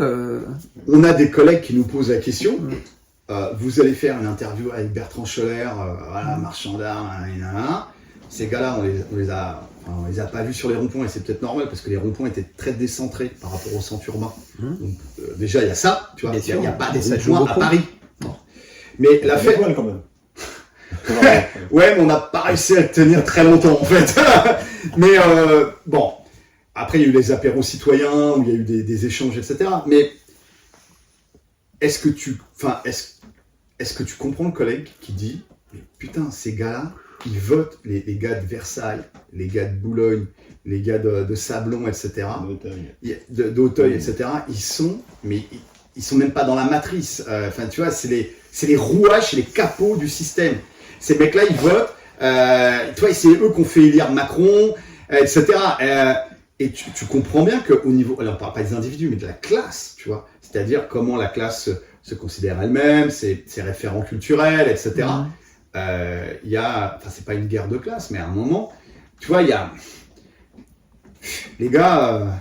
Tu vois, on apprécie qu'il y a des gars qui viennent de cette classe-là, et les mecs, ok, ils sont pas en dîner en ville, c'est les vilains petits canards, tu vois, c'est les outsiders, ok. Mais dans la majorité de ta classe, elle peut apporter quoi? Parce que ils sont collabos, ils sont cocus, ils en redemandent. Mais en réalité... Je te parle de classe, je te parle pas d'individu. Non, mais j'ai compris. Mais si tu veux, alors il y a un truc mathématique qui s'appelle les courbes de Gauss. Mhm. Et donc, dans toutes les strates d'une société, dans tous les sexes d'une société, dans tous les machins, tu as exactement la même répartition entre les gens qui aiment le conformisme, les gens qui s'opposent complètement au conformisme et les gens qui adhèrent complètement au conformisme. C'est-à-dire Donc tu t'adresses aux réfractaires de cette classe-là, en fait. Non, tu essaies de permettre à la masse des gens, parce qu'en fait les deux extrêmes c'est très compliqué parce qu'ils ont une espèce de conscience politique qui est quasiment religieuse. Mais tu sais, c'est comme dans une élection présidentielle, tu te dis, tu gagnes, alors on sait que c'est truqué, c'est machin, mais dans le cas idéal, en fait tu gagnes avec les gens qui hésitent en fait. Le centre mou, quoi. Les gens qui savent pas, oui mais le centre mou, c'est assez vite... 70, 80 ou même 50% d'une population. Et donc, en fait, il suffit dans chaque classe de travailler avec ces gens-là qui ont uniquement besoin de comprendre réellement ce qui se passe. En fait, le système éducatif nous donne plus les moyens de comprendre, le système médiatique nous donne plus les moyens de comprendre, même les référentiels religieux pour les gens qui en ont encore, ou les référentiels de club ou de dîner en ville ou Tu de parles machin. des catholiques bourgeois? Mais tout le monde. Mais pareil pour les musulmans, pareil pour dans les synagogues, pareil partout. En fait, tu as un système qui crée un espèce d'effet d'entraînement vers quelque chose qui n'est pas l'élévation des gens, qui est la confrontation des gens. Pourquoi c'est comme ça ? Qui a réussi à mettre en place une espèce de machine folle qui veut que les gens se confrontent ? Je sais pas. Mais quand toi, tu me dis, Bertrand... tu comprends, ces gens-là sont inutiles. Tu recrées la confrontation. Non. C'est un collègue qui nous posait la question, elle est légitime. Mais je dis qu'en fait, en faisant ça, tu fais le jeu des gens qui veulent le chaos. C'est-à-dire qu'en voulant confronter les classes sociales, en fait, tu fais exactement la même chose que les gens qui veulent confronter les religions. Tu fais la même chose que les gens qui veulent confronter les quartiers. Tu fais la même chose. Alors que nous, notre travail, c'est de réunir ces gens-là. Toi, en fait, la raison pour laquelle ça t'intéresse qu'on parle ensemble, etc. Et moi, la raison pour laquelle ça m'intéresse, c'est de créer l'union des forces, c'est de créer la réunion des gens. C'est-à-dire que le jour où les prolétaires, les cadres supérieurs, les dirigeants d'entreprise comprennent que en fait ils ont envie que l'avenir de leurs enfants ça veuille dire quelque chose, que ça va pas ressembler à un film de science-fiction et qu'il y a une urgence absolue de s'occuper de ça et de changer les choses et de comprendre qu'il y a des gens qui passent leur temps à vouloir créer la zizanie. Parce que la zizanie, elle empêche le dialogue, elle empêche le fait de respecter les autres. C'est-à-dire que ce que tu m'exprimes, c'est qu'il y a des gens qui sont des combattants que tu respectes énormément, mais qui ont du mal à respecter d'autres personnes sous prétexte qu'elles sont... Que c'est des collabos. Que c'est des collabos ou des lâches. Mais je le dis moi-même. Mais si ces personnes-là, je leur donne les moyens, parce que je suis invité, entre guillemets, dans un dîner et que j'ai la possibilité de parler, tu vois, que je suis pas interrompu sans arrêt, et ben à la fin, peut-être qu'il y en a 2 ou 3 qui vont m'appeler en disant, bah écoute, moi j'irai plus dans les dîners chez un tel parce que c'est des pièges, mais j'ai beaucoup aimé ce que tu as dit, et donc finalement on peut commencer, et tu vois, il y a des nouveaux cercles qui se créent, et avec du temps, il y a la confiance, etc. Et tu pars de 1, 2, 3 ou 4% dans une classe supérieure qui acceptent publiquement de penser d'une certaine manière, mais quand ils se sentent pas isolés, ils prennent confiance. T'as des personnes, moi, qui m'envoient des messages sur Twitter ou ailleurs, et qui me disent, ça fait tellement de bien de vous entendre, parce que dans ma famille, ils pensent tous l'inverse, et grâce à vous, je commence à comprendre que je suis pas tout seul, que je suis pas... Parce que, évidemment, il y a plein de personnes qui disent un peu la même chose que moi, mais ils essayent de le dire, soit en interviewant d'autres personnes qui sont assez décrédibilisées sur d'autres choses parce qu'elles font partie du système depuis la nuit des temps, soit des gens qui sont très experts, donc qui connaissent une petite partie du problème, mais à chaque fois qu'ils sont en débat avec quelqu'un qui est un leader de dîner d'opinion et qui a une culture humaniste, ils se font claquer. Parce qu'en fait, le problème, c'est que tous les gens qui sont experts, ils sont incapables d'avoir un véritable débat, et c'est un peu ce qui s'est passé, tu vois, pour caricaturer, c'est Marine Le Pen face à Macron dans les débats. C'est-à-dire qu'elle essaie de se préparer parce que... Mais en réalité, c'est des débats auxquels tu dois pas te préparer. Tu dois aller quand tu es quelqu'un avec ton cœur, avec ton expérience. Tu vois, quand tu fais de la politique depuis que t'es bébé, t'as même pas besoin de t'emmerder à préparer pendant 3 jours le truc, puisque tu vas pour dire qui t'es. Tu vas pas pour dire que tu connais mieux les chiffres. Tu vas pas pour dire que tu connais mieux ceci ou cela. Tu vas pour dire, voilà, moi je suis devant vous, je suis cette personne, je connais pas très bien tous les dossiers, je connais pas très bien tous les chiffres. Peut-être il va me planter parce que il est vicieux, il a préparé le truc, il va essayer de faire croire que je suis payé par les Russes ou les machins. Et je vais même pas essayer de vous justifier ça. Moi je viens pour faire en sorte que, tu vois, mais elle en est incapable parce qu'elle pense pas ça. Elle se dit comment je vais avoir une petite épicerie qui va me permettre de rembourser mes dettes, de gagner de l'argent et d'avoir pas mal. Mais j'ai pas vraiment envie de prendre le pouvoir parce que c'est sympa. Et l'autre le sait très bien, mais il va quand même lui claquer la gueule pour que tout le monde sache que on l'emmerde pas. Mais ok, là, on fait des commentaires sur de la politique politicienne. Donc honnêtement, nous on considère ça comme de la merde, hein, je te le dis. Mais parce que c'est fait par des gens qui ne respectent pas ce que ça veut dire. Ah non, parce que là on parle sur du systémique, parce que au niveau du système, les règles, tu vois, nous ce qui nous intéresse c'est les règles. Les bases, les briques en fait.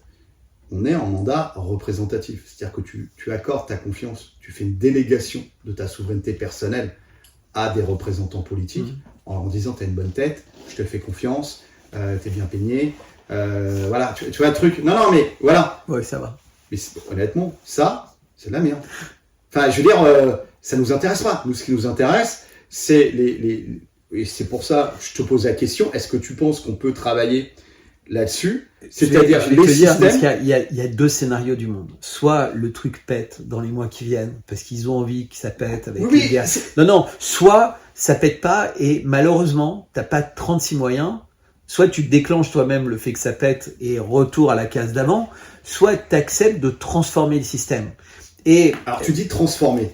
Mais transformer de fond en comble. Alors, quand tu as un système qui est nocif, etc., nous, il y a beaucoup de collègues, le système, ils savent très bien que le système, il n'est pas là pour leur bien. Oui. Tu vois, c'est un système prédateur, etc. Oui, moi, mais regarde. Est-ce qu'on peut travailler, à ton avis, là-dessus? On peut travailler là-dessus, mais je vais te donner un exemple systémique de quelque chose qui me tient à cœur et tu vas voir, après, ça peut se décliner. Mais à l'échelle mondiale, on a un mec qui s'appelle Poutine, un autre qui s'appelle Xi, enfin bref. Mais prenons juste le cas de Poutine. Depuis pas mal d'années, l'Occident fait chier Poutine, hein. Ils ont dilapidé les boîtes de Poutine de la Russie pendant les années Helsinki. Ensuite, ils ont fait avancer en parallèle l'OTAN jusqu'à la frontière de la Russie en mettant des missiles, des machins. Ils étaient calmes, ils ont saboté Nord Stream 1 et 2, le pont de Kerch, ils ont mis des biolabs partout. Les documents dans les biolabs montrent qu'ils étaient en train de faire des études pour essayer de trouver des moyens de tuer les Russes sans tuer le reste du monde, en faisant des armes biologiques à la James Bond, etc. Et pourtant, il est resté calme. Et il passe son temps à dire ok, l'ONU, c'est pourri, c'est corrompu, c'est machin, mais ça existe. Et de toute façon, quoi qu'il arrive, à un moment ou un autre, le monde est compliqué, il faudra retrouver un truc équivalent. Alors il dit, plutôt que de le détruire, on va le respecter et on va lui redonner les moyens. Ben oui, mais t'es obligé, parce qu'en fait, sinon t'es dans un cycle permanent. Mais Bertrand, nous, on n'est pas des géopolitologues internationaux. Enfin, tu vois, il y a même des mecs qui disent ouais, mais Trump, les trucs, les forces de l'alliance, mais putain, c'est Galactica, quoi. On est d'accord. Ouais, non, attends, nous, on est juste des connards de rond-point. Ça fait 5 ans. Il y a 5 ans, on n'arrivait pas à vivre. Là, on arrive encore moins à vivre. Donc, tu comprends que. Et ça va être de pire en pire. Voilà. Donc, tu comprends qu'il y a une sorte de radicalité, voilà. Et on se dit, qu'est-ce qu'on peut faire là, tout de suite? C'est-à-dire poser des concepts, arrêter ok, Poutine, Trump, ce que tu veux, d'accord. Mais là, moi je te parle, la prochaine fois que y a le maire ou le conseiller municipal, ou enfin, tu vois, ton interaction immédiate en fait avec le monde, c'est de poser des concepts comme ce que doit être l'argent, tu vois. Là, mais Mishka, la raison pour laquelle tu as aujourd'hui, tu vois, au sein des Gilets jaunes, une réputation, il y a des gens qui te posent des questions, il y a des gens qui te... Écoute, ton individualité n'a aucune importance. Mais justement, oui, mais ton individualité n'a pas d'importance, mais tu es quand même celui qui comprend des choses complexes. On fait ça en équipe. Mais peu importe. Les gens sont différents. Moi, tu vois, j'essaie de monter un projet. et je regarde droit dans les yeux les gens avec qui je bosse en disant je suis désolé mais toi tu vas être super bon pour être dans le back-office, gérer l'informatique, gérer ça. Toi tu vas être très bon pour gérer la logistique, les relations avec les partenaires qui vont produire ça. Et je dis pas à la personne c'est humiliant et moi j'ai le beau rôle. Je dis voilà, moi il se trouve que ça c'est une qualité que j'ai. Et c'est comme dans une équipe de foot, t'as un goal, t'as un attaquant, voilà. Donc toi, t'as ces spécificités-là. Et ben, l'idéal, c'est petit à petit, et c'est pour ça que tu fais des émissions, et c'est pour ça que tu me demandes de parler avec toi sur un certain nombre de sujets. Ce que tu veux, c'est que t'aies une prise de conscience. Tu veux muscler les gens intellectuellement. Et ça me plaît. Mais tu auras d'autres personnes qui vont les muscler physiquement.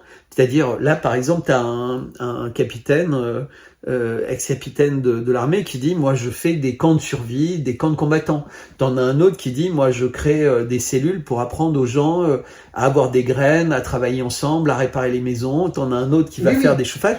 Mais en réalité, tu recrées une société. Et dès que tu recrées une société, qu'on le veuille ou non, et c'est ça le plus compliqué, c'est comment, alors tu dis mandat révocatif, etc. Impératif et révocatoire. Mais tout ça, c'est génial. Hein. Mais à un moment, tu vois, il y a des personnes qui vont... Moi, quand je crée une boîte, en fait, quand je démarre la boîte, au début, tu as 3-4 salariés. T'as pas trop d'état d'âme des salariés. Personne s'attend trop à avoir beaucoup d'argent parce que c'est le début. Puis après, la boîte grandit, puis tu as 25-30 salariés. Puis tu réalises, tout à l'heure, tu parlais d'une DRH, que sans DRH, ça devient compliqué parce que les gens, ils veulent tous te parler, tu peux plus faire ton job. Donc, tu vas avoir quelqu'un qui va commencer à gérer parce que les gens, ils veulent des vacances, ils sont malades, ils ont besoin d'avoir des trucs. Tu dois gérer les payes, le droit social, le machin, etc. Puis, paf, ça fait des coûts en plus. Donc, ça fait du stress en plus parce que la personne en question, elle produit rien. Donc, tu dis, merde, il faut que j'augmente les prix, il faut que j'augmente la clientèle. Donc. Puis, à un moment, ta boîte, elle fait 200 personnes. Alors... t'as besoin d'avoir quasiment un siège social là. Puis le Covid arrive, alors on t'explique qu'en fait les bureaux ça sert à rien parce que les gens ils peuvent bosser à distance, mais t'as un bail 369 et donc en fait tu passes ton temps à régler quel que soit le mode d'organisation des problèmes qui vont nécessiter des comptables, des avocats, de discuter avec des administrations publiques, avec des bailleurs. Mais même dans un schéma idéal, parce que en fait notre vie elle a évolué en société. C'est pour ça que je te donnais l'exemple de Poutine. Les gens aujourd'hui, tu peux pas leur dire tu peux plus voyager, tu peux pas aller dans des hôtels, tu peux pas avoir. Ils ont l'impression que c'est le progrès entre guillemets et que c'est ça qui fait que leur vie est belle et les enfants ils ont envie de faire du foot, du tennis, d'aller régulièrement à la boum chez les amis. Les filles elles ont envie d'avoir du vernis à ongles à 10 ans et de faire un concours de Miss. Tu vois, le monde est complètement fou, mais c'est ça que les gens pensent être vrai. Ils ont envie d'avoir des jeux électroniques multijoie. Donc soit on en revient, tout est cassé. Soit ça existe comme ça et t'acceptes que dans une société dans laquelle il y a 8 milliards de personnes, il y a des outils de représentativité, il y a etc. Et c'est comment tu fais en sorte de mettre aux bonnes places les bonnes personnes. Parce qu'en fait, notre système, il passe son temps à choisir pour représenter les autres, les plus vicieux, les plus corrompus, les plus salauds, les plus machins. Le plus grand problème de notre système, c'est qu'il ne permet pas de sélectionner au jeune âge les gens sur leurs valeurs. Là, tu es sur une optique de méritocratie / aristocratie, etc. Non, mais ok, pourquoi pas. Mais l'affaire, c'est que nous, on a collecté depuis 5 ans des putains de concepts avec des mecs super pointus. On voulait juste échanger. On va échanger dessus avec plaisir. Et faire une émission là-dessus. Avec façon plaisir. Thématique. Avec plaisir. Et avoir ton retour là-dessus. Alors après, que ça soit pour amender le système ou changer le système, ça va pas dépendre de nous, d'accord? Mais en tout cas, on aura balancé ça sur la table et on aura surtout ton retour. Moi, je vais te dire, en conclusion, avant qu'on fasse la première émission sur les thèmes dont tu parles et la deuxième, troisième, de toute façon, on s'est dit qu'on faisait aussi longtemps qu'on en avait le courage. Mais j'aime bien rappeler la Constitution américaine, les 2 premiers articles de la Constitution américaine.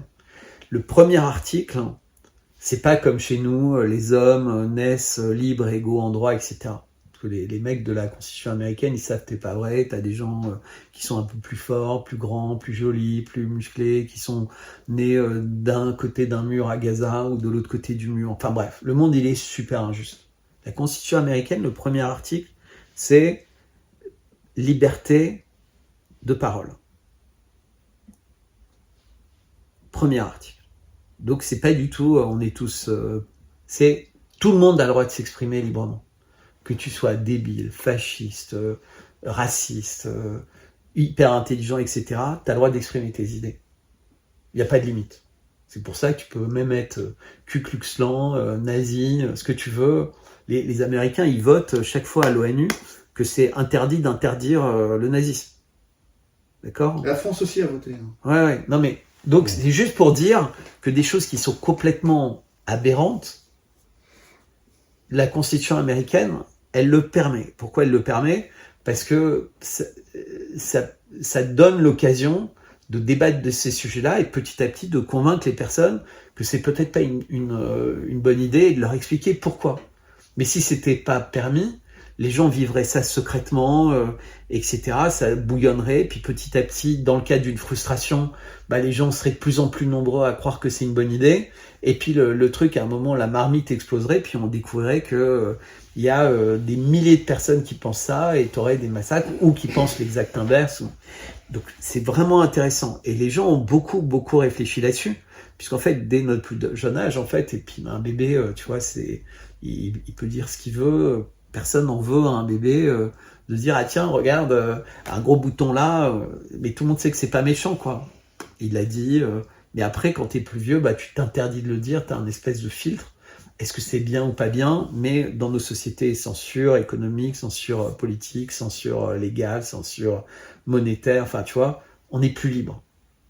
Mais aux États-Unis, ils ont ça et ça fonctionne relativement bien, même si les grands groupes économiques dont on parlait au tout début de la discussion, ils ont un énorme pouvoir de nuisance en fait. Mais le deuxième article, il est encore plus fascinant, c'est sur le port d'armes. Le deuxième article de la Constitution américaine, c'est la liberté de disposer et d'avoir une arme. Et alors tout le monde dit, c'est pas bien, il y a des tueries, il y a des machins. Mais en fait, les gens qui ont écrit la Constitution, ils n'ont pas dit effectivement aux gens, vous avez le droit d'avoir une arme pour vous battre dans la rue, pour régler vos comptes, etc. Non, là pour le coup c'est spécifique. Le premier n'est pas spécifique, t'es libre. Le deuxième il est très spécifique. T'as le droit de porter une arme pour renverser un gouvernement qui t'empêcherait d'exercer ta liberté de parole. C'est-à-dire que c'est tellement fondamental de pouvoir parler, c'est tellement ça qui fait la différence dans une société, c'est de parler, de permettre aux gens d'ouvrir les yeux, de comprendre ce qui se passe, de leur dire tes doutes par rapport à quelque chose. Qu'est-ce qui s'est passé au moment du Covid ? Tu n'avais pas le droit d'exprimer les doutes. Si tu exprimais les doutes, tu n'étais pas scientifique. Qu'est-ce qui s'est passé au moment des Gilets jaunes ? Si tu soutenais des Gilets jaunes, tu soutenais des gens dont une grande partie était antisémite. Et il y avait plein d'images de gens parmi les Gilets jaunes, ils essayaient toujours de trouver soit un mec qui avait été envoyé pour être infiltré au milieu des Gilets jaunes et qui disait des trucs antisémites, soit il y avait vraiment quelqu'un qui était assez con pour dire des trucs antisémites et les penser ou pas, tu vois, parfois... Des mecs qui sortaient des fourgons, qui enlevaient les brassards police pour aller péter les vitres. Exactement. Ouais. Et donc, quand tu peux dire ça, mais c'était plus possible de le dire à la télé, mais quand tu trouves le moyen de faire passer le message, d'avoir des réunions dans les villes, dans les marchés, sur les ronds-points, etc. Parce qu'en réalité, les Gilets jaunes, moi j'aimais bien l'image du calvaire. Tu vois, si tous les dimanches, au pied des calvaires, t'avais des Gilets jaunes, et que les gens qui passent pour se balader ou pas viennent discuter, mais tu vois, en disant, mais nous, on n'a même pas envie... de bloquer la circulation, on n'a même pas envie, on a juste envie... On ne bloque pas sur un rond-point, et des calvaires, il n'y en a pas en zone périurbaine. Non mais... Ça a été rasé pour une bonne raison. Mais si, tu vois, en fait, on retrouvait cette possibilité de parole libre, qui est interdite dans les médias, qui est interdite dans les réseaux sociaux, qui est interdite dans les écoles, qui est interdite partout, c'est-à-dire la possibilité, dans des groupes privés, de discuter, puis que ces groupes, si tu veux faire l'inverse des dîners en ville. C'est-à-dire que les Gilets jaunes, en fait, tu vois, il y a ce travail qu'on fait, qui est diffusé peut-être à 10 000, 15 000, 20 000 personnes pour donner des éléments de compréhension, et que ces personnes, en fait, après, projettent ça avec 10 ou 15 personnes et disent on va débattre de ça. Et donc les gens, par exemple la vidéo, on choisirait un format d'une demi-heure et on dit aux gens, voilà, dans vos groupes, passez 2 heures à regarder ça et en discuter. Et ils ont le droit d'insulter, de pas être d'accord, etc. Et faites un espèce de compte-rendu, faites-nous revenir les informations. Chiche, on fait. Mais en 1 an, mais tu vas avoir une révolution intellectuelle, mais attends, tu vas dépasser l'entendement. Écoute, nous, on a collecté, là, on s'est cassé le cul à travers toute la France, aller voir des vingtaines et des vingtaines de putains de cerveaux orientés bien commun. Ils ont sorti des putains de trucs, des putains de concepts. On a envie de les donner aux collègues. On l'a diffusé suffisamment auprès de nos collègues. Là, on est avec une autre audience, puisque c'est l'audience, c'est ton audience. Donc, on est plus sur la classe supérieure, etc. On comprend l'énervement de nos collègues qui disent putain, vous parlez avec des collabos, enfin voilà, c'est. Ouais, mais il n'y a pas que des collabos, il y a aussi des vilains petits canards qui nous font des retours d'infos et que voilà. Mais voilà, tu comprends le problème, hein. C'est qu'en fait, plus personne ne fait confiance à personne, parce que comme dans les médias, nos hommes politiques, ils nous ont appris que mentir, c'était la norme, en fait, les gens pensent que tout le monde est un menteur, que tout le monde est un tricheur, que tout le monde est un voleur. Et en fait, on a mis ça dans la tête des gens, et on leur a même dit, c'est vrai avec les chefs religieux, puisqu'on les exclut, donc on présente les imams comme des gens qui doivent être envoyés parce que c'est des suppôts du terrorisme. On dit les prêtres chrétiens, en fait, c'est la plupart, c'est des pédophiles, c'est des machins. Bon, après les autres, on les attaque pas trop. Mais en tout cas, tu remarques quand même que t'as plus de référents religieux. Les professeurs, ils touchent des salaires de misère, donc quand tu gagnes pas beaucoup, que t'es en banlieue, enfin tu vois, tu perds un peu en motivation, tu vois, tu te dis moi je vais me mettre en arrêt maladie, je vais me mettre en machin, je vais me mettre parce que puis surtout tu vends quoi aux gamins et puis t'as un programme auquel tu crois même plus, parce que tu vends quoi, d'être esclave, que le mec il va bosser à KFC ou que la nana exactement, et tu lui dis il faut que t'aies le bac alors que tu sais que ça sert à rien. Donc c'est des escroqueries. Et donc tous les gens qui étaient des référents, les médecins aujourd'hui, 80% des médecins qui ont dit à tout le monde, donc tous les référents ont été détruits par le système. Il n'y a plus de référents. Et en plus, maintenant, les gens d'une partie à l'autre du système, on leur explique que de l'autre côté, c'est des destructeurs, ou c'est des collabos, ou c'est des machins. Mais il faut arrêter cette division, parce que sinon, on n'est pas sorti de l'auberge. Donc il faut recommencer, mais je sais, mais c'est pour ça qu'on est là. Exactement, on est là parce qu'on se dit, on est différent, mais on est libre. Donc t'es libre et tu t'es donné les moyens d'être libre, et comme tu dis, ça a des conséquences terribles sur ta vie. Moi aussi. Mais on a tous les deux un grand point commun, c'est qu'on se dit, pour réussir, il va falloir élargir le cercle, entre guillemets, de mes amis, des gens avec qui je bosse et des gens qui entendent. Parce qu'il y a une double signification avec tes propos. Et donc, nous, c'est exactement pareil. Quand on a des projets, voilà, on dit. Strauss-Kahn sort de ce corps. On est différents, mais on a envie de réussir quelque chose. Hein? Et comme. Quand tu analyses un système, tu vois, si tu veux, dans un corps humain, le corps humain, il a plein de défauts. Donc, tu as des gens qui disent, on va le rendre bionique, tu vois, tu as des mecs qui prennent pour ça s'appelle comment, chemsex, pour faire l'amour donc ils prennent des drogues pour faire l'amour. Maintenant, on prend des thérapies génie pour pas attraper un rhume. Enfin, tu vois, on en est arrivé là, c'est-à-dire qu'on veut modifier le corps humain. Est-ce que tu leur parles à ces gens-là? Non. Parce qu'ils sont Mais parce qu'ils comprennent pas. Mais oui, mais donc j'essaie de leur parler. Mais le problème, c'est que ce que tu vois là, ce que tu vis et tu remarques, t'as du caractère, j'ai du caractère, on a envie de parler parce que ça nous passionne. Et on a vraiment envie que les gens comprennent que ça nous passionne et qu'ils sentent dans nos voix. Mais malheureusement, tu vois, t'es pas particulièrement invité, même si t'allais les gens, ils se disent, lui, il est trop dangereux, tu vois, il parle trop bien, il va éveiller les personnes. Et donc, en réalité, on ne donne pas accès à un porte-voix qui est puissant. Donc on doit le créer. Donc la première chose, c'est cette espèce de porte-voix. Et donc avant même n'importe quel concept, il faut que la voix et les messages qu'on porte et ce que tu as là, en fait, ça puisse se diffuser d'une force incroyable. Et les Gilets jaunes, vous avez une vraie aura, mais pas qu'en France, tu vois, dans le monde entier, Alors, comme nous, les on est Freedom juste les Truck, Gilets jaunes etc. constituant Pays de l'Uropois. Hein. Il y a plein d'autres collègues qui font un travail extraordinaire, mais je etc. sais. Et Mais on va tout pas le monde- parler en leur nom. Non. Je dis juste pour notre collectif. On s'est auto-organisé. Il y a des Gilets jaunes constituants partout dans C'est le Nord. des tout petits, alors on arrête. Hein, là. Tu vois, il y en a dans le Nord, il y en a dans le Sud-Ouest, etc. Les gars sont autonomes. Nous, on est de l'Uropois. Donc, voilà, on est constituants de l'Uropois. Ouais, mais comme tu disais du mensonge, je sais, quand tu vas à l'entrepôt, tu vas à l'usine, les gars te disent bon, on va travailler plus pour gagner plus. Enfin, tu vois, les mecs, les pousseurs de tableurs Excel, etc. Tu vois, c'est des mecs, c'est des putains de crânes d'œufs, tu vois, qui connaissent pas ton métier, qui ont jamais fait ton métier, mais qui t'apprennent ton métier quand même, qui te mettent des coups de pression énormes pour avoir des objectifs pour leur tableur Excel, tu vois, pour les actionnaires. Et puis, à la fin, on se fait carotte et tu vois, tout le monde est liquidé. Effectivement, c'est normal qu'il y ait cette suspicion par rapport à, tu vois, des mecs qui arrivent, tu vois, des anciens de France Télécom, tu vois, qui ont poussé des mecs à faire du parachute, sans parachute, tu vois, par la fenêtre, tu vois.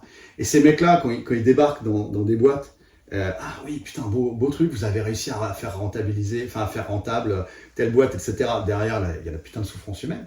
Les mecs, ils arrivent, les mecs ne connaissent pas ton métier, d'accord? Mais ils t'expliquent ton métier. Et à la fin, les mecs te carottent avec toi et toute ton équipe, tu vois, parce que finalement, il y avait un plan de là-haut, tu vois, pour rentabiliser le truc. Et délocaliser ailleurs, d'ailleurs, en Slovaquie, le bestiau. Et tu comprends que c'est naturel, tu vois, quand tu t'es fait carotte par des mecs de la haute qui arrivent, tu sais, puis qui essayent de la jouer cool, etc., tu vois. Et c'est normal, tu vois, que, enfin, mets-toi aussi à la place. Et je te parle de perdre son emploi, hein. Tu vois, avec tout ce qui va derrière, etc., hein. On est sur la base de la pyramide de Maslow. Tu vois bien qu'il y a une suspicion. Quand le gars il arrive avec ses hautes études, tu vois, il y a ouf. Mais je le vois bien et on ne pourra pas changer ça. Mais c'est pour ça que le système, il se passe comme ça. C'est-à-dire que nous, on va avoir des discussions avec cette caméra, mais peut-être il va y avoir 10 personnes en France qui vont être sollicitées pour discuter de ça par d'autres endroits que l'Uropois, etc. Et puis, bah, tout ça, les gens diront, bah, tiens, sur ce sujet, la vidéo avec Paul, elle était vraiment intéressante. Celle de Bertrand, on peut la garder en backup pour des gens qui auraient besoin d'une leçon super. Ou alors, on les met toutes. Et puis, chaque groupe de travail local va débattre de la vidéo qu'a choisi celui qui invite. Tu vois, l'idée, c'est, à mon avis, c'est ça. C'est-à-dire retrouver le monde réel. Moi, quand j'ai appelé l'endroit où on est le Campanile, c'était l'idée d'un clocher, en fait. C'est un peu comme une petite église. C'est un endroit où t'as pas besoin de réunir des millions de personnes. C'est une cathédrale. C'est pas une cathédrale, justement. C'est un petit... Mais les clochers, si tu veux, ils étaient placés suffisamment proches les uns des autres pour pouvoir se parler. Et donc, l'idée, c'est de retrouver ça. C'est-à-dire de se dire, t'envoies comme une bouteille à la mer à 30 000, 40 000 personnes qui sont à différents endroits, qui ont été identifiées. Puis les personnes reçoivent ça. Et ils font leur part après. Et ils font leur part et ils disent, bah tiens, moi j'ai un gros ordinateur, je vais inviter 10 personnes. Et chaque semaine, ils vont passer 1h, 1h30, on ouvrira des bières, une fois on sera chez l'un, et on va regarder ça et on va débattre de ça. Et si ça tu le fais, mais tu changes le monde. Mais si tu le fais pas, parce que tu dis, les gens sont intelligents, ils vont ouvrir leur ordinateur, et puis on a mis en place le syndicat. On le tente. Tu l'as bien vendu, t'es un vendeur, toi. Hein. Je sais pas ce que tu vends. Non, c'est ce que je pense. Mais j'ai rien à gagner. On a tous à gagner, parce que le système est mort mouru. Donc tu vois, le système est nocif. Et à gagner que si tout le monde se dit que c'est bien, en fait. Pour votre intérêt et l'intérêt... et nous, on ira vendre du miel pendant les réunions. Ah, tire avant ce que tu veux. Chez les constituants, il n'y a pas d'argent, il n'y en a jamais eu, il n'y en aura jamais. Donc voilà, on n'est pas là-dedans. Nous, on retournera dans notre vie de sous-prolétaire. Mais Le problème, c'est qu'on fait juste ce qu'on a à faire. En fait, on se pose pas trop de questions. Je te dis, on est des connards de Donc on fait une pause là avant la ouais, première et on émission. fait la prochaine. Est-ce que ça te dirait qu'on fasse, parce que là, ce qu'on fait, c'est de la politique au sens noble et premier du terme. C'est pas la politique politicienne, ouais, Fillon, tout ça, bref, mais ouais, c'était en truc. Mais nous, ce qui nous intéresse, c'est que police, Minneapolis, Indianapolis, métropolis, ça vient du grec. Politique, ça vient de polis en grec et ça veut dire la cité.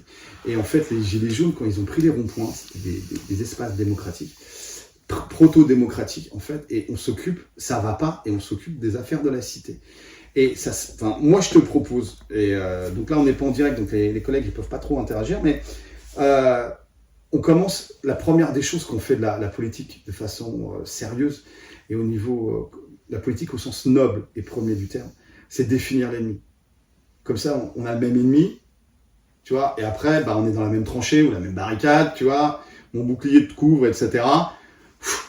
Après, on peut, ok, on a le même ennemi, après on va commencer à attaquer peut-être, je sais pas, l'argent, tu vois, puisqu'il y a beaucoup de choses qui tournent autour de ça, y compris les dîners en ville. Ils sont gratuits les dîners en ville ou pas? Ouais. Ouais. Oui, puisque ce qui est, si tu veux, quand c'est gratuit, toi la c'est marchandise. que le produit, c'est toi, donc. Tu vois, ça serait bien qu'on se fasse déjà définir l'ennemi.